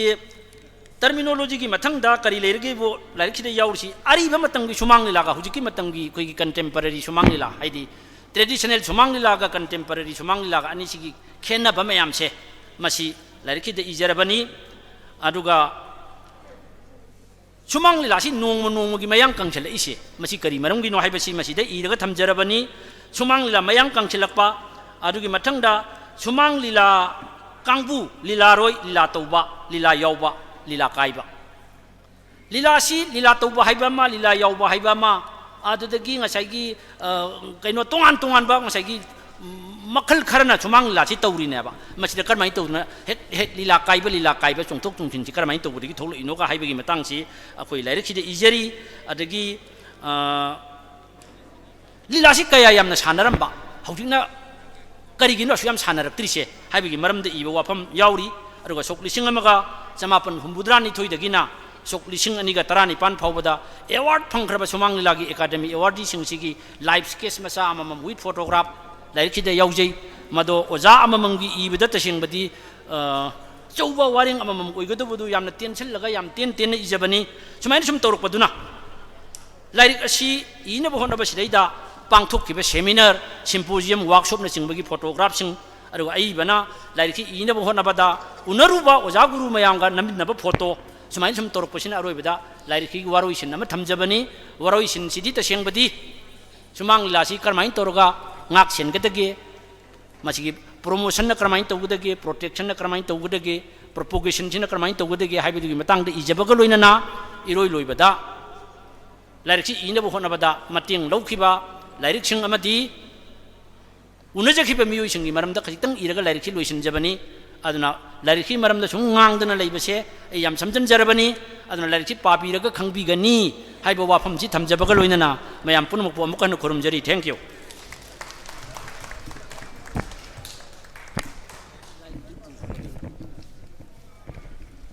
ꯂꯥꯏꯔꯤꯛ ꯑꯁꯤꯕꯨ ꯈꯣꯝꯖꯤꯟꯕ ꯑꯃꯁꯨꯡ ꯑꯏꯕꯒꯤ ꯋꯥꯔꯣꯜ ꯇꯥꯕꯤꯔꯦ ꯍꯧꯖꯤꯛꯇꯤ ꯌꯥꯝꯅ ꯉꯁꯤꯒꯤ ꯐꯪꯁꯟ ꯑꯁꯤꯒꯤ ꯊꯧꯔꯝ ꯑꯁꯤꯒꯤ ꯌꯥꯝꯅ ꯃꯄꯨꯡ ꯐꯥꯕ ꯇꯥꯡꯀꯛ ꯑꯗꯨ ꯂꯥꯛꯂꯦ ꯊꯧꯔꯥꯡ ꯇꯧꯕꯤꯅꯕꯒꯤꯗꯃꯛꯇ ꯃꯥꯡꯖꯧꯅꯅ ꯑꯩꯈꯣꯏꯒꯤ ꯑꯦꯔꯦꯟꯖꯃꯦꯟꯠꯁꯤꯡꯗ ꯅꯤꯡꯁꯤꯡꯖꯔꯤ ꯃꯊꯪ ꯑꯁꯤꯗꯤ ꯄ꯭ꯔꯖꯦꯟꯇꯦꯁꯟ ꯑꯣꯐ ꯏꯕꯣꯌꯥꯏꯃ ꯁꯨꯃꯥꯡ ꯂꯤꯂꯥ ꯑꯦꯋꯥꯔꯗ 2021 to ꯑꯣꯖꯥ ꯀꯩꯁꯥꯝ ꯃꯅꯤꯍꯥꯔ ꯑꯣꯖꯥꯗ ꯉꯁꯤꯒꯤ ꯆꯤꯐ ꯒꯦꯁꯅ ꯑꯦꯋꯥꯔꯗ ꯑꯁꯤ ꯄꯤꯕꯤꯅꯕ ꯅꯣꯜꯂꯨꯛꯆꯔꯤ ꯑꯗꯨꯒ ꯉꯁꯤꯒꯤ ꯑꯦꯋꯥꯔꯗ ꯑꯁꯤꯕꯨ ꯀꯠꯄꯤꯕ ꯑꯩꯈꯣꯏꯒꯤ ꯊꯣꯛꯆꯣꯝ ꯑꯣꯡꯕꯤ ꯁꯅꯥꯇꯣꯝꯕꯤ ꯑꯃꯁꯨꯡ ꯍꯦꯔꯣ ꯊꯣꯛꯆꯣꯝꯁꯨ ꯉꯁꯤꯒꯤ ꯈꯨꯗꯣꯜꯄꯣꯠ ꯑꯁꯤ ꯆꯤꯐ ꯒꯦꯁꯇ ꯄꯤꯕꯤꯔꯒ ꯆꯤꯐ ꯒꯦꯁꯅ ꯑꯃꯨꯛ ꯉꯁꯤꯒꯤ ꯑꯩꯈꯣꯏꯒꯤ ꯑꯦꯋꯥꯔꯗ ꯐꯪꯕꯤꯒꯗꯕ ꯑꯣꯖꯥ ꯑꯁꯤꯗ ꯑꯃꯨꯛ ꯃꯊꯪ ꯃꯅꯥꯎ ꯅꯥꯏꯅ ꯈꯨꯗꯣꯜ ꯇꯝꯕꯤꯅꯕꯒꯤꯗꯃꯛꯇ ꯅꯣꯜꯂꯨꯛꯆꯕꯅꯤ ꯂꯦꯡꯊꯣꯛꯄꯤꯔꯛꯁꯤ सही कुमजा कया लेपतना सुमांग लीलाबु नुंसिबिदुना मणिपुर स्टेट सुमांग लीला काउंसिल की थबक थौरम खुदिंगमक्ता मतेंग पांगबिरिबा कायखुम नजरबी थोकसोम ओंबी सनातोंबी तेमा अमसुंग इचानुपा हेरो थोकसोम लेंथोक पिरक्सी अदुगा ओजासु थौरांग तौबिनबा खोइगी छात्र छात्री सिंह महाकी खोइगी ओजा गुरु इबसिंगना कैसाम मनिहार ओजासु मफम असिदा सोलब सोना स्टेज दा लेंथोक पिरकनबगिदमक्ता सिंजल लांगजरिबसिंग माइकैदगी नोलुकचरी थोकसोम इबोयाम एवार्ड सुमांग लीला गिदमक्ता होना मिनरम बसिंगी मरक्तगी सुमांग लीलाबु थाक अमगिदमक्ता मंगजरम बसिरी थोकसोम इबोयाम सिंहा जिंगा मथक नुनांग लकाइद पोखी मियामना महाकपु कारबारदा माइ पाकपन हा अमता ओइना उबिरमी नत्ते महाकति समाज की पाखोलोइनी नहा अहल खक्तना तिनजबनी सुमांग लीला की असेंग बलानमीनी मसे सुमांग लीला द समनरिब सिंह खक्तना खंगबवानी सुमांग लीला की असेंग बलानमीनी मसे सुमांग लीला नत्तना अतई कला अमतना महाकि अपियन बलैखिदे सुमांग लीला की दमक्ता मंग कया मंगजखी आशा कया तौजखी सुमांग लीला चौखट हनिंखी कला पुनमक्तगी ममांग थाहनिंखी सुमांग लीला की मियोय पुनमक पुनुआ याइफनिंखी कलाकार पुनमक थाक वांग लेहनिंखी मफम चाबा मथीदुना सुमांग लीला की पुनबो ऑफिस थमनिंखी लीला तमफम लीला उत्फम पुनमक फंग मफम अमा सेंगतनिंखी अदुबो महाकी मंग फाउनद्रिङै लिसिंग अनि अमा एप्रिल की तारीख 12 ngasiगी नुमित असिदा इखंग खंगौदना मांगखी मपुरोइबा थुखरबा मतुंग दai kui kui dana iboya magi loina bi Shrimati थोकसोम ओंबी सनातोंबी देवी ना सुमांग लीला गे अपुनबा खुटपु काउंसिल ग खुसम नजखी मपुरोइबना निंगलंबा खंगलबी श्रीमती ना सुमांग लीला योखटपदा सरु याजनबगी खुट्टिंग थोरखी सुमांग लीला गे लमदा सिंथानिङाय ओइन कुदोल तौबिरखी मियोय सिंग थिदोक्तुना सही की अखन्नबा मना अमा लांथोकनबा याखी सेल ओइना लुपा 15,000 मणिपुर स्टेट सुमांग लीला काउंसिल थागत सेरोल अमदी इनफी लेंगोन अमगा कोनना मना असिबु थोकसोम इबोयाम एवार्ड मिंथोंदुना मी लांथोकपा होखी 2,200 दगी हौजिक फावबा सुमांग लीला की मना असे पीदुना लाकली हौजिक फावबदा ngasi piriba asina aikhoi kun suba sumang लीला की एवार्ड नि ngasi एवार्ड फंगबिरिबा कैसाम मनिहार श्री कैसाम मनिहार कुमजा 1958 की जनवरी अमदा टॉप खोनांग मखोंग इम्फाल ईस्ट पोई अपोकपगे मिंगना कैसाम मैदोन सिंह अमदी अपोकपगे मिंगना कैसाम ओंबी इबेतोन देवी कवि क्लास 2 फाव तमलगा लैत लायर नमरम ओइदना मखा तम थबंग अमजखिदे हौजिक लौसिंग उबना सिनफम ओइन हिंगली अंगांग ओरिङैदगे हौना जगोई इसै लीला ड्रामा सरुक कया यारखी मसाई जै 33 सुरकपदा कुमजा 1950 हौना सुमांग लीला खोंदाबा हौखी सकनायरबा सुमांग लीला सिंगी गुरु कया की गलोइनना अथोपम इबोयाम मोइरांग थेम नंदो नाथो तखेलंबम नवकुमार अमदी हंजबम नंदकिशोर शर्मा की मखाद सुमांग लीला तमजरखिबा लीलारोय अमनी कैसाम मनिहार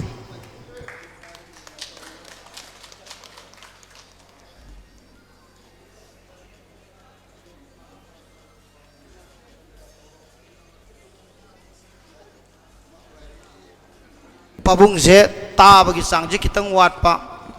अदुना पाबुंग सु एवार्ड फंगनरिबा मयामजिगी मनुंगदा अखोगी परफॉर्मेंस मसा मम पीबदो अखोइना पियो हाइबा नते माइक्रोफोन मनाक्ता पीनेना संजनजबगी अदुनी मियोइबगी इहुल अमा हाइबसे अदुना मयाम पुनम थवाइ हक्सांग यावना पाबुंगी दमक्ता हिरी कोमिनबगा लोइनना अखोइ मयाम रेकॉर्ड तौसंबनी खलकांदा अखोइ पाबुंगी डायलॉग मती अमतंग तामिननबा मयाम पुनमक फमदा नोलुकसरी hey kana no khoi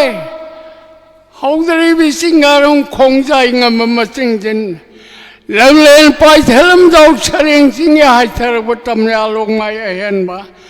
khami mairam lo bada khami mairam lo dana yaruk sa ta le na khoi na phong khang na sa ta ma de mai sa tha de 어디 마이를 마이살럭드나 혼자스 여럽거다 알아보디 너희 나라에 막 티버다 오네 아도나 나 거기 kana kana na insan na mapama sida kami mai thadana ero sata lariba atauba amuktan kangai bi ko koiwa mata hajage koi sumna yaro sata anjabani aduda malang khwangol akanona no kami majau puduna kami mayram soi re akoi bomda de ingak biu ya no eno khangdan mafam khangdana kami mayram lodana kami mai thawa pai kari umada soi dana no eno sithoi dana tawtarabadi khutaba bataba asna na thawak ma tha bhavade iram phalaga yaibila tha na thoi lawari nate thawa koi malang khangola kan bana hongi duna kami mai that pangamudre lao adudi noi mai ge sonda kami mairam lawum leiri kami mairam lawaga kunjanga si na ta batarabadi na koi punamak na sana sudana tan sagai na dai punumak tummatare lao changa umai ge son kami meram lawum leiri hello phamase dagi na phamase tana kami meram lawraga khunja kanji na tabadai na koi ge o batare aduna khunja kanna bahona ji are ya thauba yam ngai jare pabung gi damak ta mayang khoba hobam ta khobiu koi di dialogue si mate am katang tora ga dana pakhat ro bane dubu sangmandana mo ai khoi je pakhat pam jawre maram di oja si am sol bani na sahi marphu ga mari sur bani oja si sahi lisang sitna ai khoi gi matam man gi dialogue hausi ji ki contemporary sumang la gi suna ta traditional gi sumang la gi dum dialogue ama oja na sang na kaukdana thambiram bagi damak ta sinjal langjari ba manipur state smangla council gi mai kai degi ojabu tobimal khangbu chari ojagi sahi asibu ekhoi su phangna bagi damak te isor gi mapu gi mapam da thongni jari makha sathajarak par sidi kai khumna jarba ngasigi kunsuba sumangla de sumangla numit asigi yamna chingleng baba thorom asigi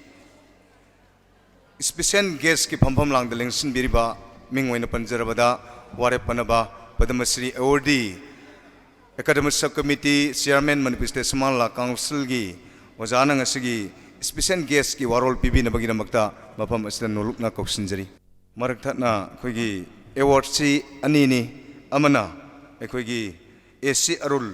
hare khangnaba sininaw sida pigedaba award sdi mahak masa ngamdabadagi mathangi horen matam tanjam yenga achamba thoram man natragana mayum da chatlagara natraga ikoina madu pijanabagi khudong chaba du thamjage AC Arul da piged bhojikti ojana lengsin biraktuna special guest ki warol pibina bagi namakta ojada matam asi koknona sinajari an bamakta da lengsin biriba pumna makpu ikai kunana bhakti kachari ngasi si sumang lilagi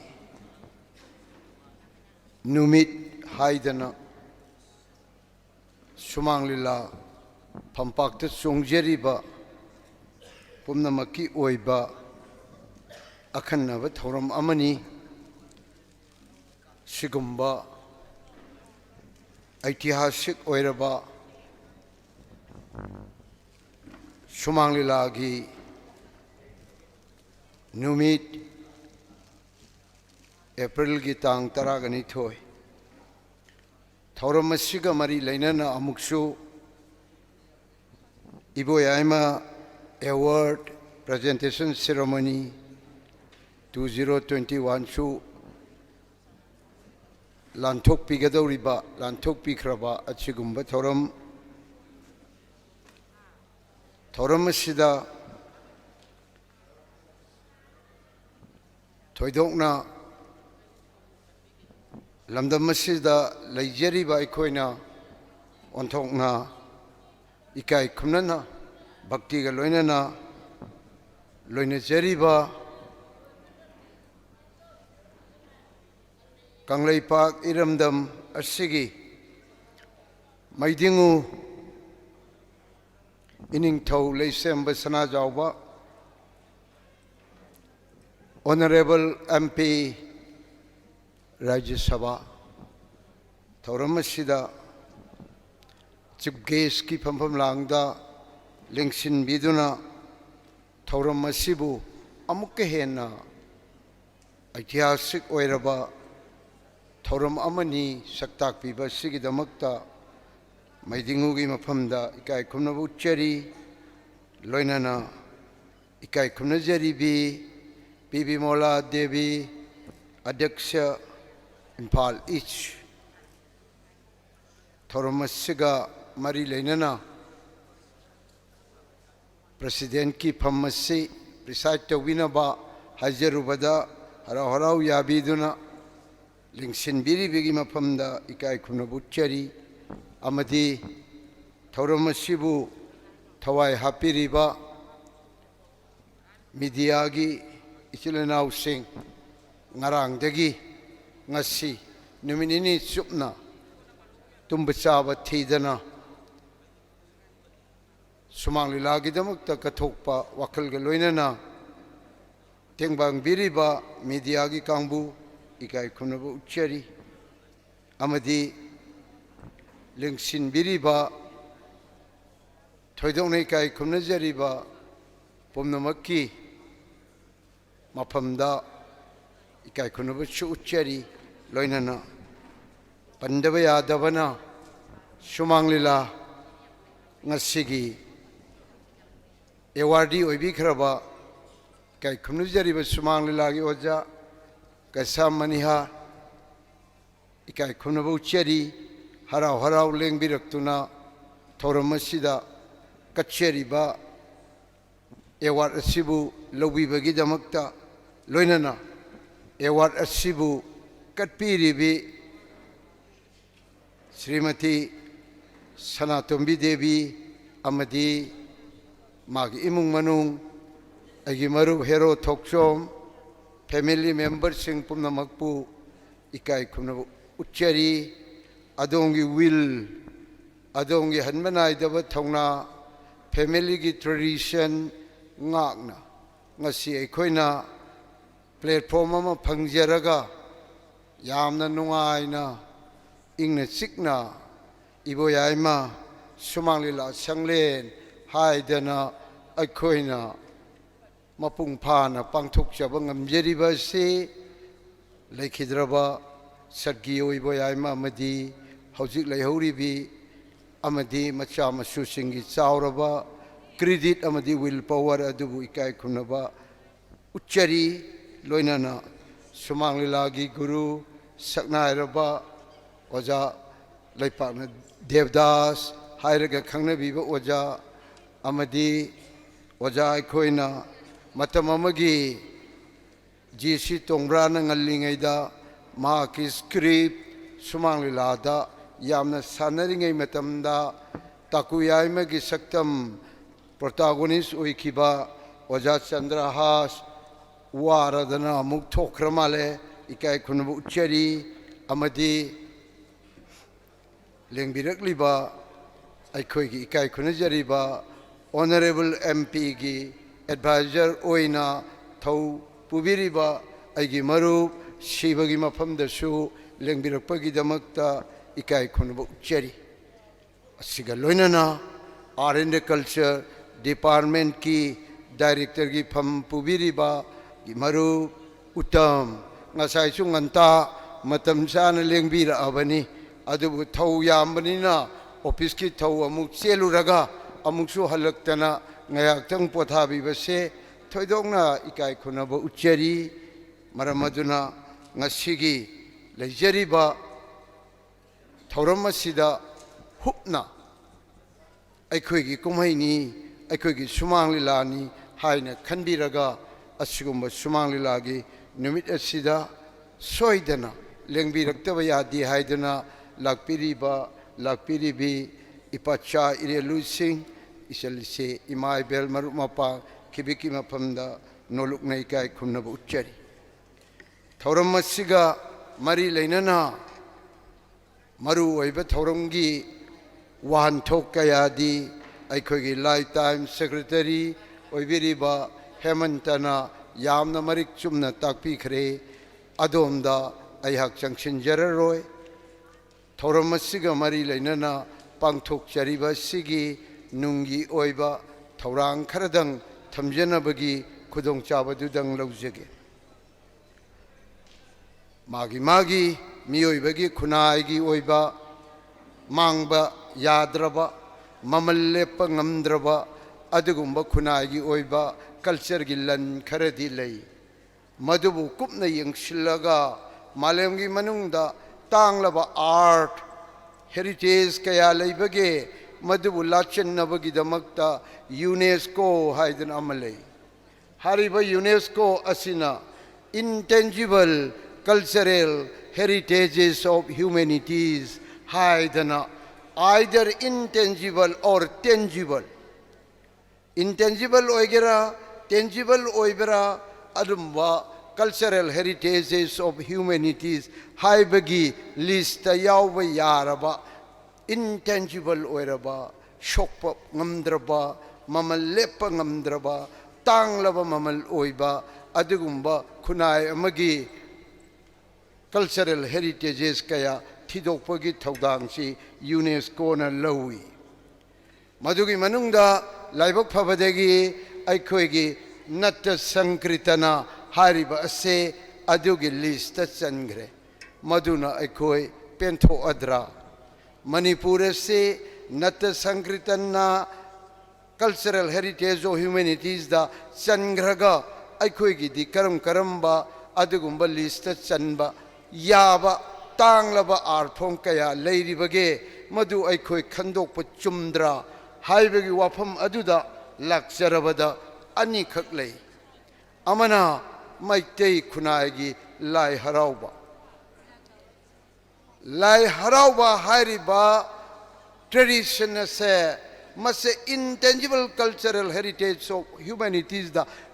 चनबसेन थेंगलबनी यामना थेंगलबनी मादी हानन चलम लगदबनी अमदी लेपाकी ओइबा कुमहै गी मरक्तना सुमांग लीला असिसु cultural heritage गी list चलगदबनी अनि असि खक्तंगना लिस्ट लेरगा टॉप इन द लिस्ट लेरगा intangible cultural heritages of humanities दो मदुदा अखोइने यावननब होनगदबनी अदुबु अखोगी लमदम सिगी खुनाय सिगी अखोगी करिनो थिनथाबा हयेंग तौगेने हाइदना राबोन सर्ग काननब कैराक थारमगेना हायरगा हयेंग ऐना सुम लैबदगी सिगिबना हानबा अदुमाइना तांग्रब इरल ओइजरिबा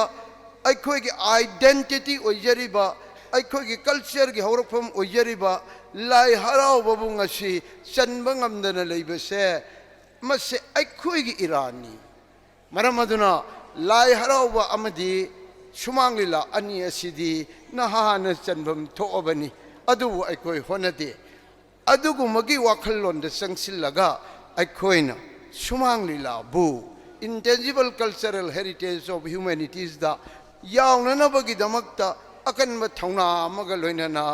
ngasiगी सुमांग लीलागी नुमित असिदा वासक अमगा लोइनना अखोई पुन्ना चंगसिनमिनबा तंगाई फदबा लेरे हाइबदुमा थमजबगी खुदोंग चाबदु लौजे अखोई हंगनामुक तंग येंगबा मतमदा लाई हराउब करिनो इराई लाइना अखोइना खंगबा ngमगनी मदुदी सही लिसिंग कयागी ममांगदगी वेद मरी मक्तगी खोमजल्लगा पंचम वेदनी हाइदना अखोइना लौजरिबा नाट्य शास्त्र भरत मुनिना इबदुगी अहानबा अध्याय अदुमक्तदा नाट्य शास्त्र करिनो हाइबसे हाइरमी अइना इरिबा असे मरोल अहुमकी वाफम यावरबनी हाइदना हाइरमी माना हाइरिबा अर्थ अदुगा चपमानना मोय अखोइगी लेजरिबा लाई हराउबा असिसु मरोल अहुमकी वा मियोइबा खुनागी वा लाई हराउबदा छूना यावदना लई अदुनादी अखोइदा ngai लाई हराउबसी उरगा नाट्य शास्त्र इरमीब्रा नत्रगा नाट्य शास्त्र दगी लौरगा लाई हराउब इरमीब्रा अनिसगी वाखलोन रिचुअल सेलिब्रेशन लोइनब चप मानै मरम अदुना नाट्य बेददा याउरिबा अदुदगी लिगलम अमबावो होंगदना लेरिबा अखोइगी लाई हराउबना असुमा खुंगंगी खोइ स्वाइगी खुनुंगी लाई हराउबगी ट्रेडिशन ओइना लेरगा कुंभ मेलाना कल्चरल हेरिटेज ऑफ ह्यूमैनिटीज द याउग्रे कुंभ मेलाना याउब ngamaga irujabani irupani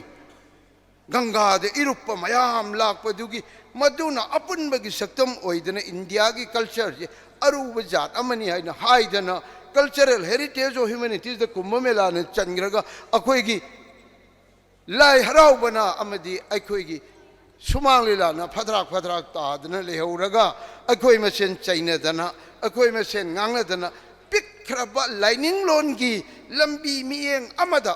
स्पिरिचुअलिटी रोम दा हाइगलगा मधुगी कंसेप्ट नैनगदबदु तोकथोगा लाइनिंग लंबी द माना अदुनिंग बनी माना अदुनिंग बनी हाइदना यामना पिखरबा मियेंग अमदा अखोइना लौनबदगी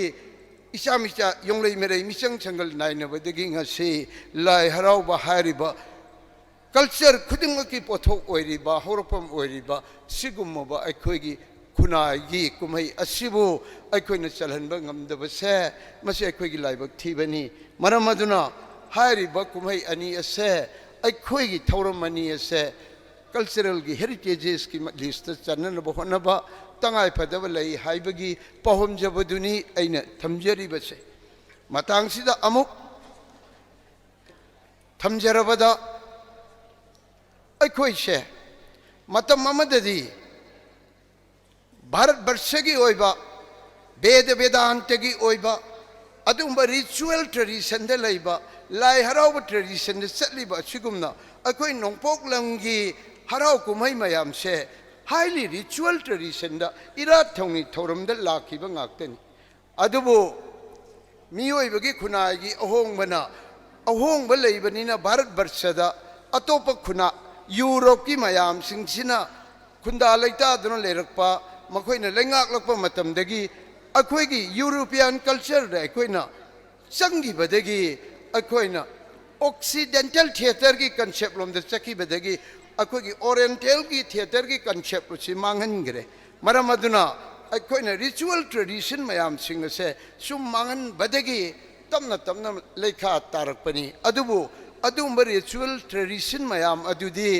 भारत वर्ष की मनुंगदसु लैरिबा मागी मागी खुनागी कुमई मरक्ता खरना यक्षगानदा खरना भवाईदा खरना तमाशादा खरना यात्रादा खरा अमन सुमांग लीलादा नप नपतुना अदुगुंब रिचुअल ट्रेडिशन मयामदो याउदुना लैदना अदुगुंब रिचुअल ट्रेडिशन अदो ngasi फावबदा सुमांग लीलाना ngakतुना लै यामना एकेडमिक ओइबा प्रोसेसनी मसोमदा अखोइ पुन्ना चंगसिन मिनरगा असिगुमबा अईगी खुनाई हाइबगी महुत्ता मियोइबगी खुनाई द ट्रांसप्लांट तौथोखरगा अईना अईगी खुनाई सि खुनाई हाइबसे ह्यूमनिज्म रोम द ट्रांसप्लांट तौरगा मियोइबगी खुनाई हाइरबोइदी मालेम द लेरिबा मियोइबा हाइबा खुनाई सिगी चखुतनबगी दमक्ता अखोइना सुमांग लीला तौरिबनी हाइबा रोम द ओनथोअगा चंगसिनबा ngamagadi इथु थुना यामनमक थुना कल्चरल हेरिटेज ऑफ ह्यूमैनिटीज दा संगसिन बंगमगनी माइके सोमदा अखंग हेगी वाखलोन अमदी सौगटपीबा यामना चंगी हाइबसे थमजगे इरोय हेक लोइबदा पेंजदबा अमखकना वारोइसिन ओइजगे सुमांग लीला से ngасai थंबिरमबदा निंगथोरोल हाक्तकतगी तोरमे हैना हाइरे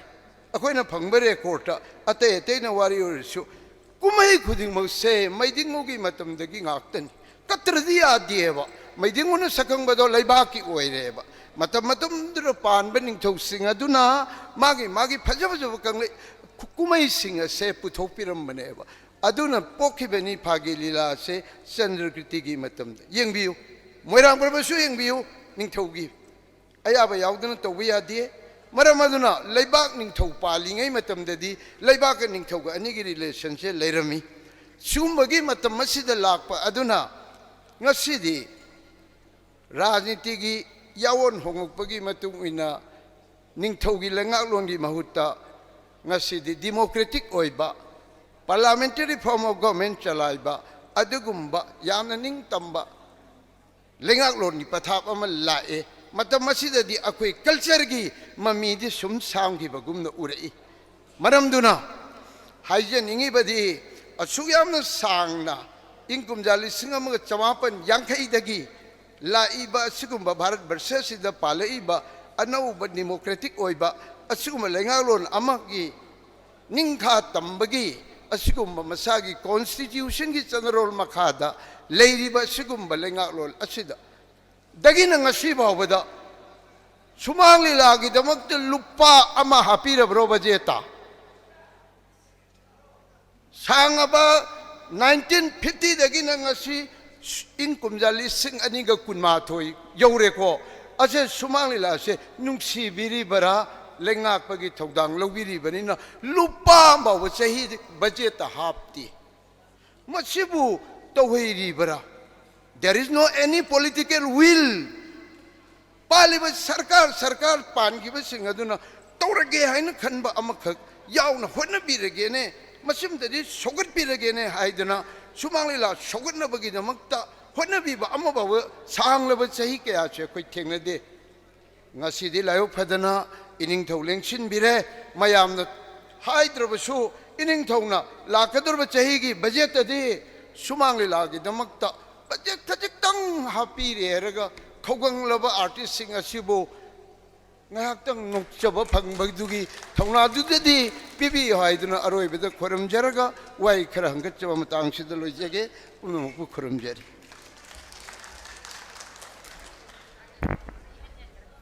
yam nungai jagre khoi ojana takpiriba wafam khoi myam puning singsin bigre khoi ningthau mamangi function da mamangi sumang lagi khoi gi thorong ke ada budget ta haptringe da khoi gi mateng si pangdi pangbirabani adun official loina pangbirakpuduni ojana takpiribasi yam nungai jei yam mating leiba adum laba government amani soidana tobirakpani haibagi thajaba leijei honorable chief minister tamo L Biren Manipur state sumala council gisu advisor oina hujujik leiribani aduna tamo su masu ekhoi gi pension na chingba kari kari sumang lagi aduga iron culture gi leiriba artist singi chief minister gi tengbang na chingba kaya pangthokli adu tongmanba sumang lagi oiba phachaba package ama numit kharani gi tha kharani gi matung da pibirakane haibagi thajaba su ekhoina sumangla council gi maike degi ekoi gi advisor moina thajaba du thamjari ikai komnu chari mating leiba dum laba chief minister mani haibase ekhoina meyamang da thagat chari hojikti makha sa thajarak pada oina manipur state sumangla council gi thau pubiramba singi manungda layoi khraba oja guru gi ima singda ekhoina ngasi khudol pot kachabagi thorom lagai jei te di lak tre haine ekoi logjeraga matamamada jagat sing daku saba mangsapram bimot yimingoina panjarbada oja binot ki loina bi ima hujik lengthok piro ining thong ngasigi chief guest na ngasigi chief guest ki warol pidi ringaida asum laba nungsiraba sumangla council gi su thau puramba aduga jagat sing daku de su daku sakiba adum laba loina bi ima asida sumangla council gi maike degi pi matek amakhatang amjungam jaba chare ke senja khardang nungsi kudolo ina tamjage ining thauda kudol por asi sinarga ining thaunamuk imada sinabigani mayam nungsibagi kudol por ni yamba yamdaba ahauba khuba amta khubiu mayam panama ining thauna phampham langda lengsandringaida ngasigi asumlaba puwari ga sagon adun lehoragadaba ining thaugi chief guest ki warol pibi nabagi damakta photo section amatang lobi nabagina ayhak somtang yaujok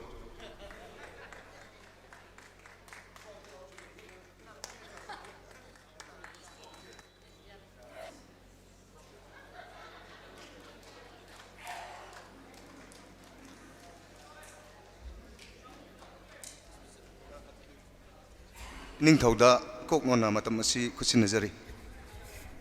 mayam punamak khurumjari ngasi khogi sumang lila gi kunga suba kun suba dugumba sumang lila gi mapong numit sumang lila de haiduna pangthoiba sigma april gi tang taraga nithoi loina loina na iboyama award presentation 2021 sigumba thauram masida ani har han bamakta da tinbiri ba mayam ireicha mayam famda ngasi si koi mitei khoi gidi sahi loiba numit hayeng si sajibogi noma panba sahi haugadaba aduna ariba sahina loiba anoba sahina lakadabagi ai ireicha puno mukhi mafamda ihal han bamakta da ai maikai dagi yaifa paujel pijari makha tarakpada ngasiga sigumba thauram asida koi thauram asigi president oina lengsin biribi Imphal East ki adyaksha gi thaupu biriba kai khumnajarabi aigi marup P Bimala Devi harmadi kai khumnajari mathangda ngasiga special guest ki phamam langde lengsin biriba koi punamangna ikokno nei kai khumnajari ba Padma Shri Award Shri Ware Panaba hojik Manipur go nadi theater gi legend oina laibiriba ojabu su kai khumnajari amadi ngasiga sugumba chauraba sanglen asibu thambiramba sumang nilagi damakta tumba saba khangna honabiramba ngasidi ekhogi maraktagi chatkraba adugumba layo ekhraba pabung mingoina hangatcharabada laikhidraba thausomi boyama magi atmadasu magi thawai mirel dasu nikai khumnajari maki mung manu imai bema sanatombi agi marup maki namasa nupa hero thoksom aduga imung manungi mioi punamaktasu ai kai khunabadu usari loinana ngasigi tinbiriba lengbiragliba aduga hana hariba sumang lila asida chenbi chongbiramba ngasina ahalgi matam usalaba oja guru sing tinbiriba ileicha punamak ahalaman imai belise isal khwai khibi punamak ai mayam punamak pu ai subsanjaraga ikoknona kai khumnajari han bada ai se khajiktang thengna ai mafam sida matam sadana ai yaurakhre madugidamukta ngakpi gani khara lapa mafam wangu sagang haibaduda ai se pung 12 gi function ama ai nangnaba chachabani adubu laibak thiba haigadra function si yam thengna hauba 12 da haugadabdo pung amada hauraga ai maduda parabat ai ngangadaba khotgadaba khara nganga ai masi mafam sida muk chenjarakpani aduna mayam punamangna aina thengna lakpa tharom si thengna hawan bagi damakta ibu ngakpi gani aduna ai kaisu haijaningai leijade ngasi si yamna nungai ba akoi gi sumang kumhai natraga sumang lila gi damakta di ngasi si yamna nungai ba adugumba numit amani magi mapok numit ni aduna asigumba numit asida ai gi makai dege soina ngasa haijakre hairiba akoi gi sumang lila si ngasigi sigi phibam si yaudringaida masoi na lairamba matamduda thengnakiba awaba mayam matamduda phangiba ikai nuksiba yanaba mayam ningba thungidaba mayam aduna madugumba sumang lilabu wara suwana hingnana bahona biramba matamadugi ahalaman sing layoi khraba hauji hingiba solaba mayam pulung mafamda su aina ikokno khurumjari makhoi leirambagi damakta ngasi ekhoina ngasigi ekhoigi sumang lila se sigi phibam sida ekhoina ubo phangjaba aduga yengba phangjabani haibasimasu ekhoina ekhoi khudimangna yabam thui aduna sumang lila gi damakta di magi mara haiba tare magi root se yam sangna tagre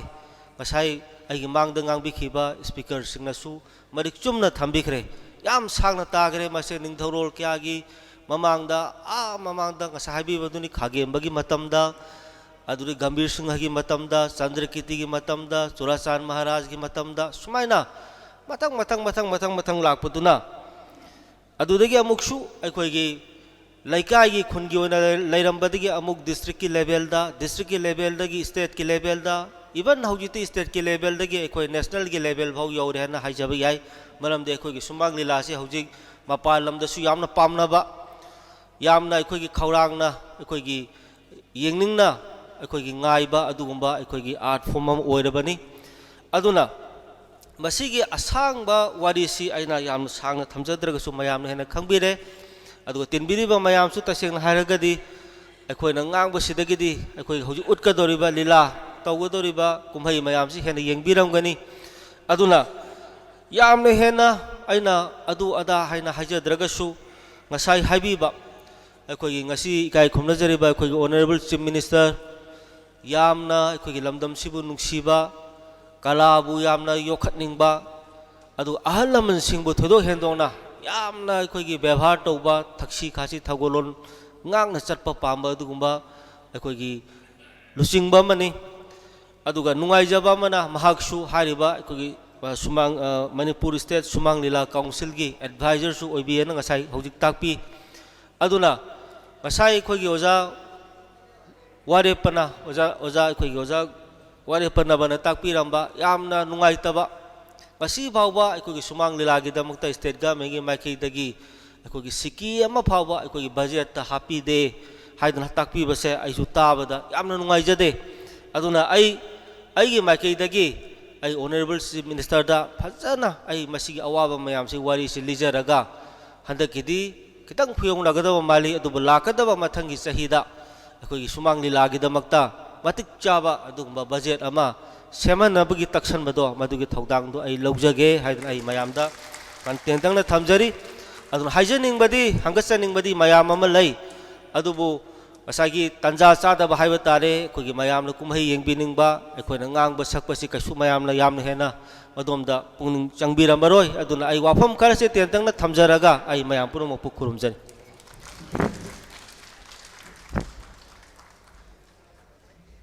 ꯌꯥꯝ ꯅꯨꯡꯉꯥꯏꯖꯔꯦ ꯑꯩꯈꯣꯏꯒꯤ ꯋꯥꯀꯠ ꯏꯅꯤꯡꯊꯧꯅ honourable MP ꯔꯥꯖ꯭ꯌ ꯁꯚꯥ ꯂꯩꯁꯦꯝꯕ ꯁꯅꯥꯖꯥꯎꯕ ꯏꯅꯤꯡꯊꯧꯅ ꯇꯥꯕꯤꯗꯨꯅ honourable chief ꯃꯤꯅꯤꯁꯇꯔꯗ ꯑꯩꯈꯣꯏ ꯋꯥꯔꯤ ꯑꯁꯤ ꯍꯧꯗꯣꯛꯄꯤꯒꯅꯤ ꯍꯥꯏꯕꯒꯤ ꯊꯥꯖꯕ ꯊꯝꯕꯤꯕ ꯃꯇꯝꯗ ꯄꯨꯛꯅꯤꯡꯗ ꯋꯥꯈꯜꯗ ꯊꯃꯣꯏꯗ ꯊꯋꯥꯏꯗ ꯍꯛꯆꯥꯡꯗ ꯃꯅꯤꯄꯨꯔ ꯁ꯭ꯇꯦꯠ ꯁꯨꯃꯥꯡ ꯂꯤꯂꯥ ꯀꯥꯎꯟꯁꯤꯜꯅ ꯇꯧꯕꯤꯃꯜ ꯈꯪꯕ ꯑꯣꯏꯅ ꯄꯨꯟꯁꯤ ꯆꯨꯞꯄꯒꯤ ꯀꯥꯎꯗ ꯈꯨꯗꯝ ꯊꯝꯅꯕꯒꯤꯗꯃꯛꯇ ꯑꯩꯈꯣꯏ ꯊꯧꯔꯥꯡ ꯇꯧꯖꯔꯦ ꯉꯁꯤꯁꯤ ꯆꯤꯐ ꯒꯦꯁ ꯄ꯭ꯔꯁꯤꯗꯦꯟ ꯑꯗꯩ ꯁ꯭ꯄꯦꯁꯤꯌꯦꯜ ꯒꯦꯁ ꯂꯩꯔꯤꯉꯩꯗ ꯑꯩꯈꯣꯏꯒꯤ ꯁ꯭ꯄꯣꯟꯁꯔ ꯑꯅꯤꯈꯛꯇꯪ ꯂꯥꯎꯊꯣꯛꯆꯒꯦ ꯐꯪꯁꯟ ꯑꯁꯤ ꯍꯦꯛ ꯂꯣꯏꯔꯒ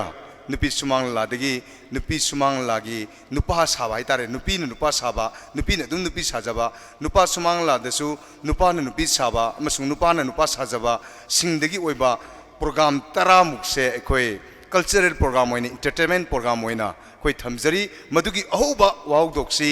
ꯑꯩꯈꯣꯏꯒꯤ ꯂꯥꯏꯐ ꯇꯥꯏꯝ ꯁꯦꯀ꯭ꯔꯦꯇꯔꯤꯅ ꯑꯣꯏꯕꯤꯒꯅꯤ ꯄꯥꯕꯨꯡ ꯏꯅꯥꯈꯨꯝꯕ ꯗꯦꯕꯗꯥꯁ ꯁꯥꯕ ꯑꯣꯖꯥꯁꯤꯅ ꯏꯍꯥꯟ ꯍꯥꯟꯅ ꯂꯥꯏꯚꯇ ꯄꯔꯐꯣꯔꯃꯦꯟꯁ ꯑꯣꯏꯅ ꯏꯁꯩ ꯑꯃ ꯁꯛꯀꯅꯤ ꯃꯗꯨꯅ ꯑꯍꯧꯕ ꯑꯣꯏꯖꯒꯅꯤ ꯃꯁꯤꯒꯤ ꯏꯟꯇꯔꯇꯦꯟꯃꯦꯟꯠ ꯑꯃꯁꯨꯡ ꯀꯜꯆꯔꯦꯜ ꯄ꯭ꯔꯣꯒ꯭ꯔꯥꯝ ꯑꯁꯤꯒꯤ ꯁ꯭ꯄꯣꯟꯁꯔ ꯍꯥꯏꯕ ꯇꯥꯔꯦ ꯑꯩꯈꯣꯏꯅ ꯃꯅꯤꯄꯨꯔ ꯁ꯭ꯇꯦꯠ ꯁꯨꯃꯥꯡ ꯂꯤꯂꯥ ꯀꯥꯎꯟꯁꯤꯜꯒꯤ ꯑꯣꯐꯤꯁꯀꯤ ꯃꯃꯥꯡꯗ ꯑꯃꯁꯨꯡ ꯏꯕꯣꯌꯥꯏꯃ ꯁꯨꯃꯥꯡ ꯂꯤꯂꯥ ꯁꯪꯂꯦꯟ ꯑꯁꯤꯒꯤ ꯃꯃꯥꯡꯗ ꯕꯦꯅꯔꯗ ꯊꯦꯠꯆꯔꯤꯕ ꯏꯀꯥꯏ ꯈꯨꯝꯅꯖꯔꯤꯕꯤ Shrimati Ningombam Ombi Ranibala Laima proprietor MS Purnima enterprises ಅಮಸುಂಗ್ Salam Ombi Bhajani Devi proprietor Rohini surgical bandage industry ಹಾರಿಬಾ ಕಾಯ್ಕುಮ್ ನಜರ್ಬಿ ಅನಿಸು ಲೈಬಿರೆ ಹೊರೆನ್ ತಂಜಾ ಚಾವ ಮತಂದ ಅꯩꯈꯣꯏ ಮಿಯಾಮ್ದ ಸಕ್ತಾಕ್ಸಗೆ ಅದನ್ನ ಹಾರಿಬಾ ಕಾಯ್ಕುಮ್ ನಜರ್ಬಿ ಅನಿ ಅಸ್ನ ಎಂಟರ್ಟೈನ್ಮೆಂಟ್ ಪ್ರೋಗ್ರಾಮ್ ಅಸಿದ ಮಾಗಿ ಫಿಜೆಟ್ ಲೈತೆಂಗ್ ತೂರುಬಾ ಮೇಕಪ್ ತೌರುಬಾ पोचंग सेजंग खरदी तरेत के सिंजासे चंगबनिना कोइना हाइजरु मतमदा लुपा लिसिंग कुंथ्रागी मतेंग पांगबिगिदोरी मसिबु थौगतपि बोइन मयाम खुबा अममते कोबियु हौजिकति ngasiगी फंक्शन असिगी प्रेसिडेंटन स्पीच बिबिनगिनमक्ता इकाई खुमनजरबा इम्फाल ईस्ट के ऑनरेबल अध्यक्ष पी बिमला देवी इसेना ngasiगी function असिगी थौरम मपुगी वारोल बिबिनबगिनमक्ता मफम असिदा कोकनोना कौसिनजरी ngasiगी yai pharba yamna chinglemnaba numit haiba tare asigumlaba numit asi koi state sumang lila council na sinbi langbiduna sumang lila day April 12 haina aduga loina na koi ipoyema award presentation 2021 hairiba ani pullaga सिलिबा function असिगी थोइदो हेंदोकना इकाई खुमनबदा मतिक चारबा आइगी इमांगदा हौजिकता speech पिबिरंबा मियामगी इनिंगथौ लैसेंबा सनाजाउबा अदुगा honourable MP राज्य सभा बुसु आइना अहानबदा ꯏꯀꯣꯛꯅꯣꯅ ꯏꯀꯥꯏ ꯈꯨꯝꯅꯕ ꯎꯠꯆꯔꯤ ꯂꯣꯏꯅ ꯂꯣꯏꯅꯅ ꯃꯤꯌꯥꯝꯅ ꯍꯦꯟꯅ ꯃꯁꯛ ꯈꯪꯂꯕ ꯑꯁꯤꯒꯨꯝꯕ ꯑꯩꯈꯣꯏꯒꯤ ꯁꯨꯃꯥꯡ ꯂꯤꯂꯥ ꯑꯗꯨꯒ ꯃꯤꯔꯔ ꯊꯤꯌꯦꯇꯔꯒꯤ ꯌꯥꯝꯅ ꯃꯔꯨꯑꯣꯏꯕ ꯑꯩꯈꯣꯏꯒꯤ ꯊꯧ ꯄꯨꯔꯤꯕ ꯀꯠꯊꯣꯛꯄꯗꯅ ꯁꯔꯨꯛ ꯑꯣꯏꯔꯕ ꯃꯤꯡ ꯑꯣꯏꯅ ꯄꯟꯖꯔꯕꯗ ꯑꯩꯈꯣꯏ ꯉꯁꯤꯒꯤ ꯁ꯭ꯄꯦꯁꯦꯜ ꯒꯦꯁ ꯁꯤꯔꯤ ꯋꯥꯔꯦꯞꯄ ꯅꯕ ꯄꯗꯃꯁꯤꯔꯤ ꯑꯦꯋꯥꯔꯗꯤ ꯕꯨꯁꯨ ꯑꯩꯅ ꯏꯀꯥꯏ ꯈꯨꯝꯅꯕ ꯎꯠꯆꯔꯤ ꯂꯣꯏꯅꯅ ꯁ꯭ꯇꯦꯠ ꯁꯨꯃꯥꯡ ꯂꯤꯂꯥ ꯀꯥꯎꯟꯁꯤꯜꯒꯤ ꯂꯥꯏꯐ ꯇꯥꯏꯝ ꯁꯦꯀ꯭ꯔꯦꯇꯔꯤ ꯑꯣꯖꯥ ꯍꯦꯃꯟꯇ ꯂꯣꯏꯅ ꯂꯣꯏꯅꯅ ꯑꯩꯒꯤ ꯏꯅꯥꯎꯅꯨꯄꯥ ꯑꯗꯨꯒ ꯑꯩꯈꯣꯏꯒꯤ ꯅꯤꯂꯆꯟꯗ꯭ꯔ ꯑꯗꯨꯒ ꯑꯣꯖꯥ ꯔꯟꯖꯤꯠ ꯅꯤꯡꯊꯧꯖꯥ ꯂꯣꯏꯅꯅ ꯑꯩꯒꯤ ꯏꯃꯥꯡꯗ ꯂꯦꯡꯁꯤꯟꯕꯤꯔꯤꯕ ꯉꯁꯤꯃꯛꯀꯤ ꯑꯩꯈꯣꯏꯅ ꯍꯧꯖꯤꯛ ꯃꯤꯠꯇ ꯁꯪꯁꯪꯅ ꯎꯖꯈ꯭ꯔꯕ ꯑꯣꯖꯥ ꯃꯌꯥꯝ ꯑꯃ ꯂꯥꯏꯑꯣꯏꯈ꯭ꯔꯕ ꯑꯣꯖꯥꯁꯤꯡꯒꯤ ꯑꯗꯨꯒ ꯅꯠꯇꯅ ꯍꯧꯖꯤꯛ ꯑꯩꯈꯣꯏ ꯃꯤꯠꯇ ꯎꯖꯔꯒ ꯃꯊꯧꯅꯥꯗꯤ ꯑꯩꯈꯣꯏ ꯂꯩꯇ꯭ꯔꯕ ꯑꯍꯜ ꯑꯣꯏꯔꯛꯄꯒꯤ ꯇꯥꯏꯃꯤꯡ ꯑꯣꯏꯔꯕ ꯑꯗꯨꯒꯨꯝꯕ ꯑꯩꯈꯣꯏ ꯍꯥꯟꯅꯒꯤ ꯂꯤꯂꯥꯔꯣꯏꯁꯤꯡ ꯂꯣꯏꯅꯅ ꯍꯧꯖꯤꯛ ꯌꯥꯝꯅ ꯅꯧꯅ ꯑꯩꯈꯣꯏꯒꯤ ꯏꯟꯈꯠꯆꯔꯛꯂꯤꯕ ꯑꯩꯈꯣꯏ ꯀꯗꯥꯏꯗ ꯀꯔꯤꯗ ꯃꯥꯡꯈ꯭ꯔꯒꯗꯒꯦ ꯑꯩꯈꯣꯏ ꯂꯩꯔꯤꯅ ꯍꯥꯏꯗꯅ ꯏꯄꯥ ꯏꯄꯨꯅ ꯊꯝꯕꯤꯔꯝꯕ ꯂꯤꯛꯂꯝ ꯃꯥꯡꯍꯟꯕ ꯌꯥꯗꯦ ꯍꯥꯏꯗꯅ ꯊꯣꯔꯛꯂꯤꯕ ꯅꯧꯖꯔꯤꯕ ꯑꯩꯈꯣꯏꯒꯤ ꯁꯥꯇ꯭ꯔꯁꯤꯡ ꯍꯥꯏꯕ ꯇꯥꯔꯦ ꯂꯤꯂꯥ ꯇꯝꯖꯔꯒꯁꯨ ꯇꯝꯂꯤꯕ ꯁꯥꯇ꯭ꯔꯁꯤꯡ ꯍꯧꯖꯤꯛ ꯑꯩꯈꯣꯏꯅ ꯎꯖꯔꯤꯕ ꯁꯨꯃꯥꯡ ꯂꯤꯂꯥꯒꯤ ꯁ꯭ꯇꯦꯖꯁꯤꯗ ꯃꯃꯤꯡ ꯂꯩꯔꯕ ꯁꯥꯟꯅꯗꯨꯅ ꯂꯩꯔꯕ ꯑꯗꯨꯒꯨꯝꯂꯕ ꯃꯌꯥꯝ ꯑꯗꯨꯒ ꯉꯁꯤꯒꯤ ꯂꯥꯛꯄꯤꯔꯤꯕ ꯑꯩꯈꯣꯏꯒꯤ ꯁꯨꯃꯥꯡ ꯂꯤꯂꯥꯕꯨ ꯅꯨꯡꯁꯤꯕꯤꯗꯅ ꯊꯋꯥꯏ ꯍꯥꯞꯄꯤꯔꯤꯕ ꯑꯩꯈꯣꯏ ꯑꯚꯤꯚꯥꯕꯣꯛꯁꯤꯡ ꯂꯣꯏꯅꯅ ꯄ꯭ꯔꯤꯟ ꯃꯦꯗꯤꯌꯥ ꯄꯨꯝꯅꯃꯛ ꯃꯐꯝꯁꯤꯗ ꯂꯥꯛꯄꯤꯔꯤꯕ ꯈꯨꯗꯤꯡꯃꯛ ꯑꯗꯨꯒ ꯏꯃꯥ ꯄꯨꯔꯅꯤꯃꯥꯁꯤ ꯂꯩꯃ ꯁ꯭ꯇꯦꯠ ꯁꯨꯃꯥꯡ ꯂꯤꯂꯥ ꯀꯥꯎꯟꯁꯤꯜ ꯅꯨꯄꯤꯒꯤ ꯂꯤꯗꯔ ꯑꯩꯈꯣই ꯏꯃꯥꯕꯨꯁꯨ ꯂꯣꯏꯅꯅ ꯄꯨꯝꯅꯃꯛ ꯁꯨꯞꯆꯟꯖꯔꯒ ꯑꯩ ꯏꯀꯣꯛꯅꯣꯅ ꯏꯀꯥꯏ ꯈꯨꯝꯅꯕ ꯎꯠꯆꯔꯤ ꯀꯩꯁꯨ ꯌꯥꯝ ꯁꯥꯡꯅ ꯍꯥꯏꯅꯤꯡꯉꯥꯏ ꯂꯩꯖꯗꯦ ꯍꯧꯖꯤꯛ ꯑꯩꯈꯣꯏꯒꯤ ꯑꯣꯖꯥ ꯍꯦꯃꯟꯇꯅ ꯀꯤꯅꯣꯠ ꯑꯦꯗ꯭ꯔꯦꯁ ꯍꯥꯏꯒꯗ꯭ꯔꯥ ꯌꯥꯝꯅ ꯄꯨꯋꯥꯔꯤ ꯑꯩꯈꯣꯏꯒꯤ ꯂꯤꯂꯥꯅ ꯑꯩꯈꯣꯏꯒꯤ ꯏꯅꯤꯡꯊꯧꯁꯤꯡ ꯑꯩꯈꯣꯏ ꯃꯅꯤꯄꯨꯔꯗ ꯄꯥꯜꯂꯝꯃꯤꯕ ꯃꯌꯥꯝꯗꯨꯗꯒꯤ ꯍꯧꯔꯛꯈꯤꯕ ꯑꯩꯈꯣꯏꯒꯤ ꯂꯤꯂꯥ ꯑꯩꯈꯣꯏꯒꯤ ꯐꯥꯒꯤꯒꯤ ꯂꯤꯂꯥ ꯑꯗꯨꯒ ꯁꯤꯗ ꯅꯠꯇꯅ ꯑꯩꯈꯣꯏꯒꯤ ꯃꯣꯏꯔꯥꯡ ꯄ꯭ꯔꯕ ꯃꯌꯥꯝ ꯑꯃꯒꯤ ꯋꯥꯔꯤ ꯑꯩꯈꯣꯏꯅ ꯂꯤꯂꯥ ꯑꯁꯤꯕꯨ ꯁꯥꯟꯅꯅꯕ ꯑꯩꯈꯣꯏ ꯂꯤꯂꯥ ꯑꯁꯤ ꯍꯤꯡꯅꯅꯕ ꯍꯣꯠꯅꯔꯛꯄꯗ ꯌꯥꯝꯅ ꯋꯥꯕ ꯃꯇꯝ ꯑꯃꯗ ꯑꯩꯈꯣꯏꯁꯨ ꯑꯉꯥꯡ ꯑꯣꯏꯔꯤꯉꯩꯗ ꯎꯍꯧꯏ ꯁꯥꯏꯀꯜꯗ ꯆꯠꯂꯒ ꯑꯩꯈꯣꯏꯅ ꯁꯦꯠꯀꯗꯕ ꯐꯤꯔꯣꯟꯁꯤꯡꯗꯨ ꯀ꯭ꯂꯤꯌꯔꯗ ꯑꯩꯈꯣꯏ ꯄꯣꯠꯌꯣꯝ ꯃꯆꯥ ꯌꯣꯝꯃꯒ ꯆꯠꯄꯒ ꯂꯤꯂꯥ ꯃꯐꯝꯗꯨꯗ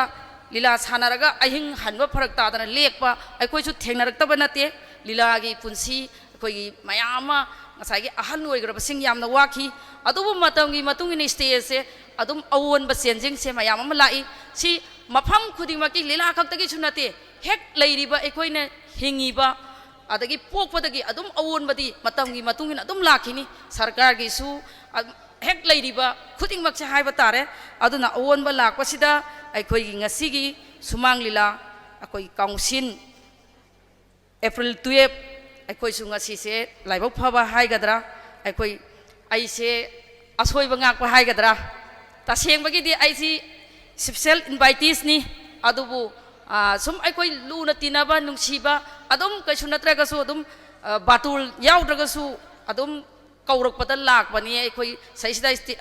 ꯁꯨꯃꯥꯡ ꯂꯤꯂꯥꯒꯤ ꯑꯩꯈꯣꯏ ꯁꯥꯟꯅꯔꯤꯕ ꯏꯁꯩ ꯁꯛꯏꯕ ꯂꯩꯔꯤꯕ ꯃꯌꯥꯝꯁꯤꯅ ꯑꯩ ꯑꯌꯥꯝꯕ ꯃꯁꯛ ꯈꯪꯉꯝꯒꯅꯤ ꯑꯌꯥꯝꯕ ꯑꯗꯨꯝ ꯑꯩ ꯄ꯭ꯔꯖꯦꯟ ꯑꯣꯏꯕꯅꯤ ꯃꯣꯏꯅ ꯍꯥꯏꯔꯛꯄꯗ ꯑꯗꯨꯅ ꯌꯥꯝꯅ ꯅꯨꯡꯉꯥꯏꯖꯕ ꯍꯥꯏꯇꯥꯔꯦ ꯉꯁꯤ ꯑꯩꯈꯣꯏꯒꯤ ꯏꯕꯣꯌꯥꯏꯃ ꯑꯦꯋꯥꯔꯗ ꯄ꯭ꯔꯖꯦꯟꯇꯦꯁꯟꯒꯤ ꯑꯩꯈꯣꯏꯒꯤ ꯑꯣꯖꯥ ꯏꯕꯣꯌꯥꯏꯃꯅ ꯂꯩꯈꯤꯗ꯭ꯔꯒꯁꯨ ꯑꯩꯈꯣꯏ ꯏꯆꯦꯃꯅ ꯃꯍꯨꯠ ꯁꯤꯟꯕꯤꯔꯦ ꯍꯥꯏꯔꯒ ꯌꯥꯝ ꯏꯃꯣꯁꯅꯦꯜ ꯑꯣꯏꯕ ꯌꯥꯝꯅ ꯅꯨꯡꯉꯥꯏꯇꯕ ꯑꯩꯈꯣꯏꯒꯤꯗꯤ ꯏꯁꯣꯔ ꯍꯥꯏꯕꯁꯦ ꯑꯩꯒꯤ ꯅꯨꯄꯥꯅ ꯑꯔꯣꯏꯕꯅꯤ ꯑꯗꯨꯕꯨ ꯅꯨꯄꯥꯗꯨꯅ ꯇꯧꯔꯝꯕ ꯅꯨꯄꯥꯗꯨꯒꯤ ꯋꯥꯈꯜꯂꯣꯟꯗꯨꯗ ꯏꯆꯦꯃꯅ ꯂꯥꯛꯑꯒ ꯆꯍꯤ ꯍꯦꯛ ꯈꯨꯗꯤꯡꯃꯛꯀꯤ ꯑꯩꯈꯣꯏ ꯏꯆꯦꯃꯅ ꯉꯝꯖꯕ ꯈꯔꯗꯃꯛ ꯑꯣꯏꯔꯒꯁꯨ ꯃꯤꯌꯥꯝꯒꯤ ꯃꯐꯝꯗ ꯑꯗꯨꯒ ꯂꯩꯔꯤꯕ ꯑꯩꯈꯣꯏꯒꯤ इनकरेज थौना हापीबा हाइबा तारे तौबीरीबसे आइगी साइडतगी इचेमबु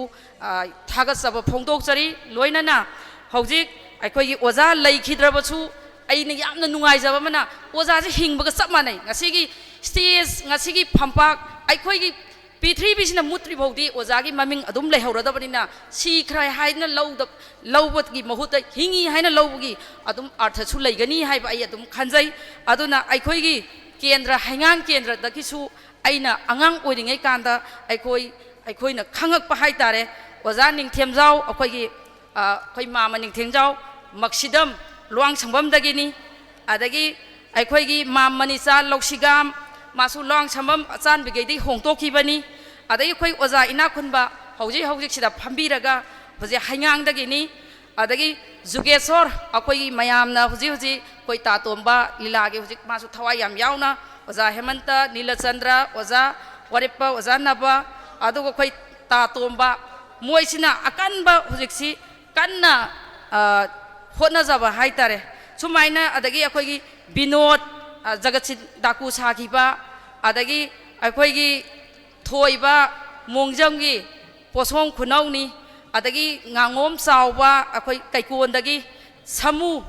ꯁꯨꯃꯥꯏꯅ ꯑꯐ꯭ꯔꯤꯀꯥꯟ ꯁꯥꯈꯤꯕ ꯑꯩꯈꯣꯏꯅ ꯈꯪꯕ ꯍꯧꯖꯤꯛꯅ ꯂꯩꯈꯤꯗꯕ ꯃꯌꯥꯝ ꯑꯃ ꯌꯥꯎꯈ꯭ꯔꯦ ꯃꯁꯤ ꯃꯣꯏꯅ ꯌꯥꯝꯅ ꯍꯣꯠꯅꯖꯔꯝꯕ ꯃꯌꯥꯝꯗꯣ ꯑꯩꯈꯣꯏꯅ ꯁꯤꯡꯊꯥꯗꯅ ꯂꯣꯏꯕ ꯅꯥꯏꯔꯔꯣꯏꯗꯕ ꯑꯗꯨꯕ ꯑꯃꯈꯛꯅꯤ ꯑꯗꯨꯒ ꯉꯁꯤ ꯑꯩꯈꯣꯏ ꯑꯣꯖꯥ ꯒꯨꯅꯆꯟꯗ꯭ꯔ ꯁꯔꯃꯅ ꯄꯨꯊꯣꯛꯄꯤꯗꯅ ꯑꯩꯈꯣꯏꯒꯤ ꯄꯔꯦꯡ ꯁꯥꯅ ꯂꯩ ꯑꯃꯃꯝ ꯈꯨꯡꯀꯠꯂꯒ ꯇꯥꯗꯅ ꯂꯩꯔꯨꯔꯕ ꯂꯩ ꯃꯌꯥꯝ ꯑꯃ ꯄꯨꯂꯞꯅ ꯄꯨꯟꯁꯤꯜꯂꯀꯥꯟꯗ ꯄꯔꯦꯡ ꯂꯦꯡꯊꯣꯛꯑꯒ ꯊꯝꯕꯤꯕꯁꯤꯃꯇꯪꯁꯨ ꯌꯥꯝꯅ ꯑꯐꯕ ꯑꯩꯒꯤ ꯁꯥꯏꯠꯇꯒꯤ ꯍꯟꯅ ꯊꯥꯒꯠꯆꯔꯤ ꯑꯗꯨꯅ ꯉꯁꯤꯗꯤ ꯑꯩꯈꯣꯏꯒꯤ ꯏꯅꯤꯡꯊꯧ ꯑꯩꯈꯣꯏꯒꯤ ꯂꯩꯁꯦꯝꯕ ꯁꯅꯥꯖꯥꯎꯕ ꯍꯧꯖꯤꯛ ꯃꯁꯥ ꯑꯣꯅꯔꯦꯕꯜꯁꯤ ꯔꯥꯖ꯭ꯌ ꯁꯚꯥꯒꯤ ꯑꯩꯈꯣꯏ ꯃꯤꯍꯨꯠ ꯑꯃ ꯑꯣꯏꯔꯕꯅꯤ ꯑꯗꯨꯅ ꯅꯍꯥꯟ ꯃꯈꯩ ꯃꯁꯤꯒꯤ ꯋꯥꯀꯠ ngasi phawbagi leiribai matamsida aikoigi assembly-sida aikoi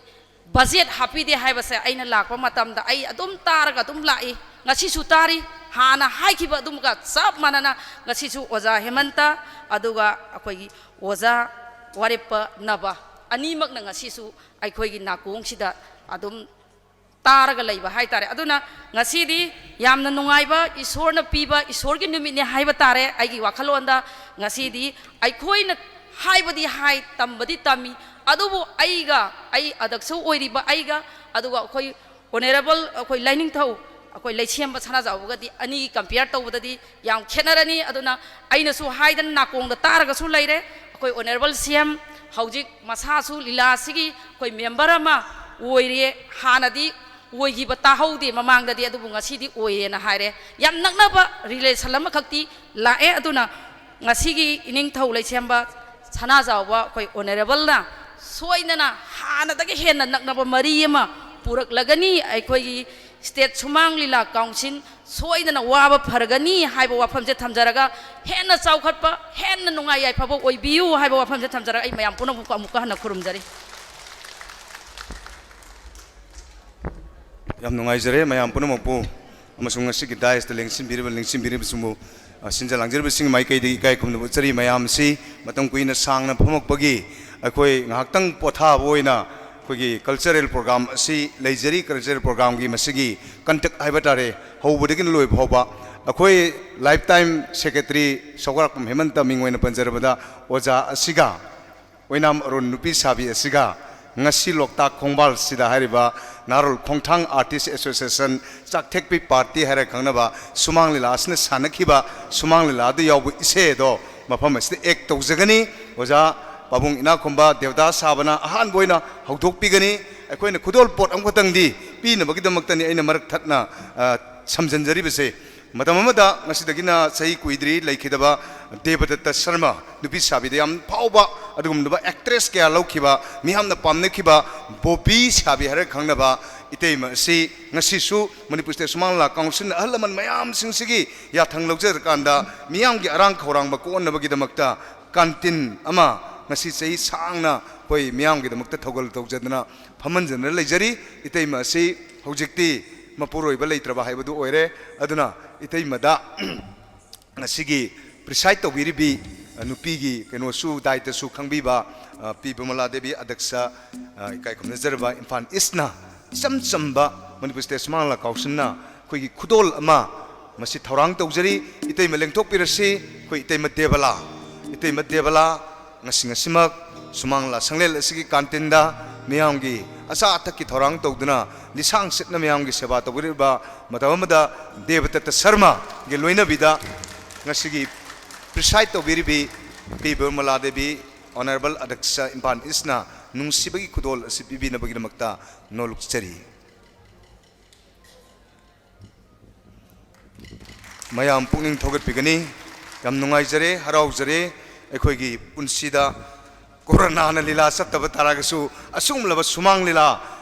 दे असि पांथोक फंगजबसि थमोइदे यामना नुंगाइजै अमसुंग अखोगी मतम मदु यौराबरा हाइना खले अखोगी अवाबदो काउथोकांदा अखोगी नुंगाइबगी खोंजंग अदो सोइदना अखोइदा लाकलगने हाइबगी थौना अदु थमजरी लोइनना हुजिक्ति अखोगी ऑनरेबल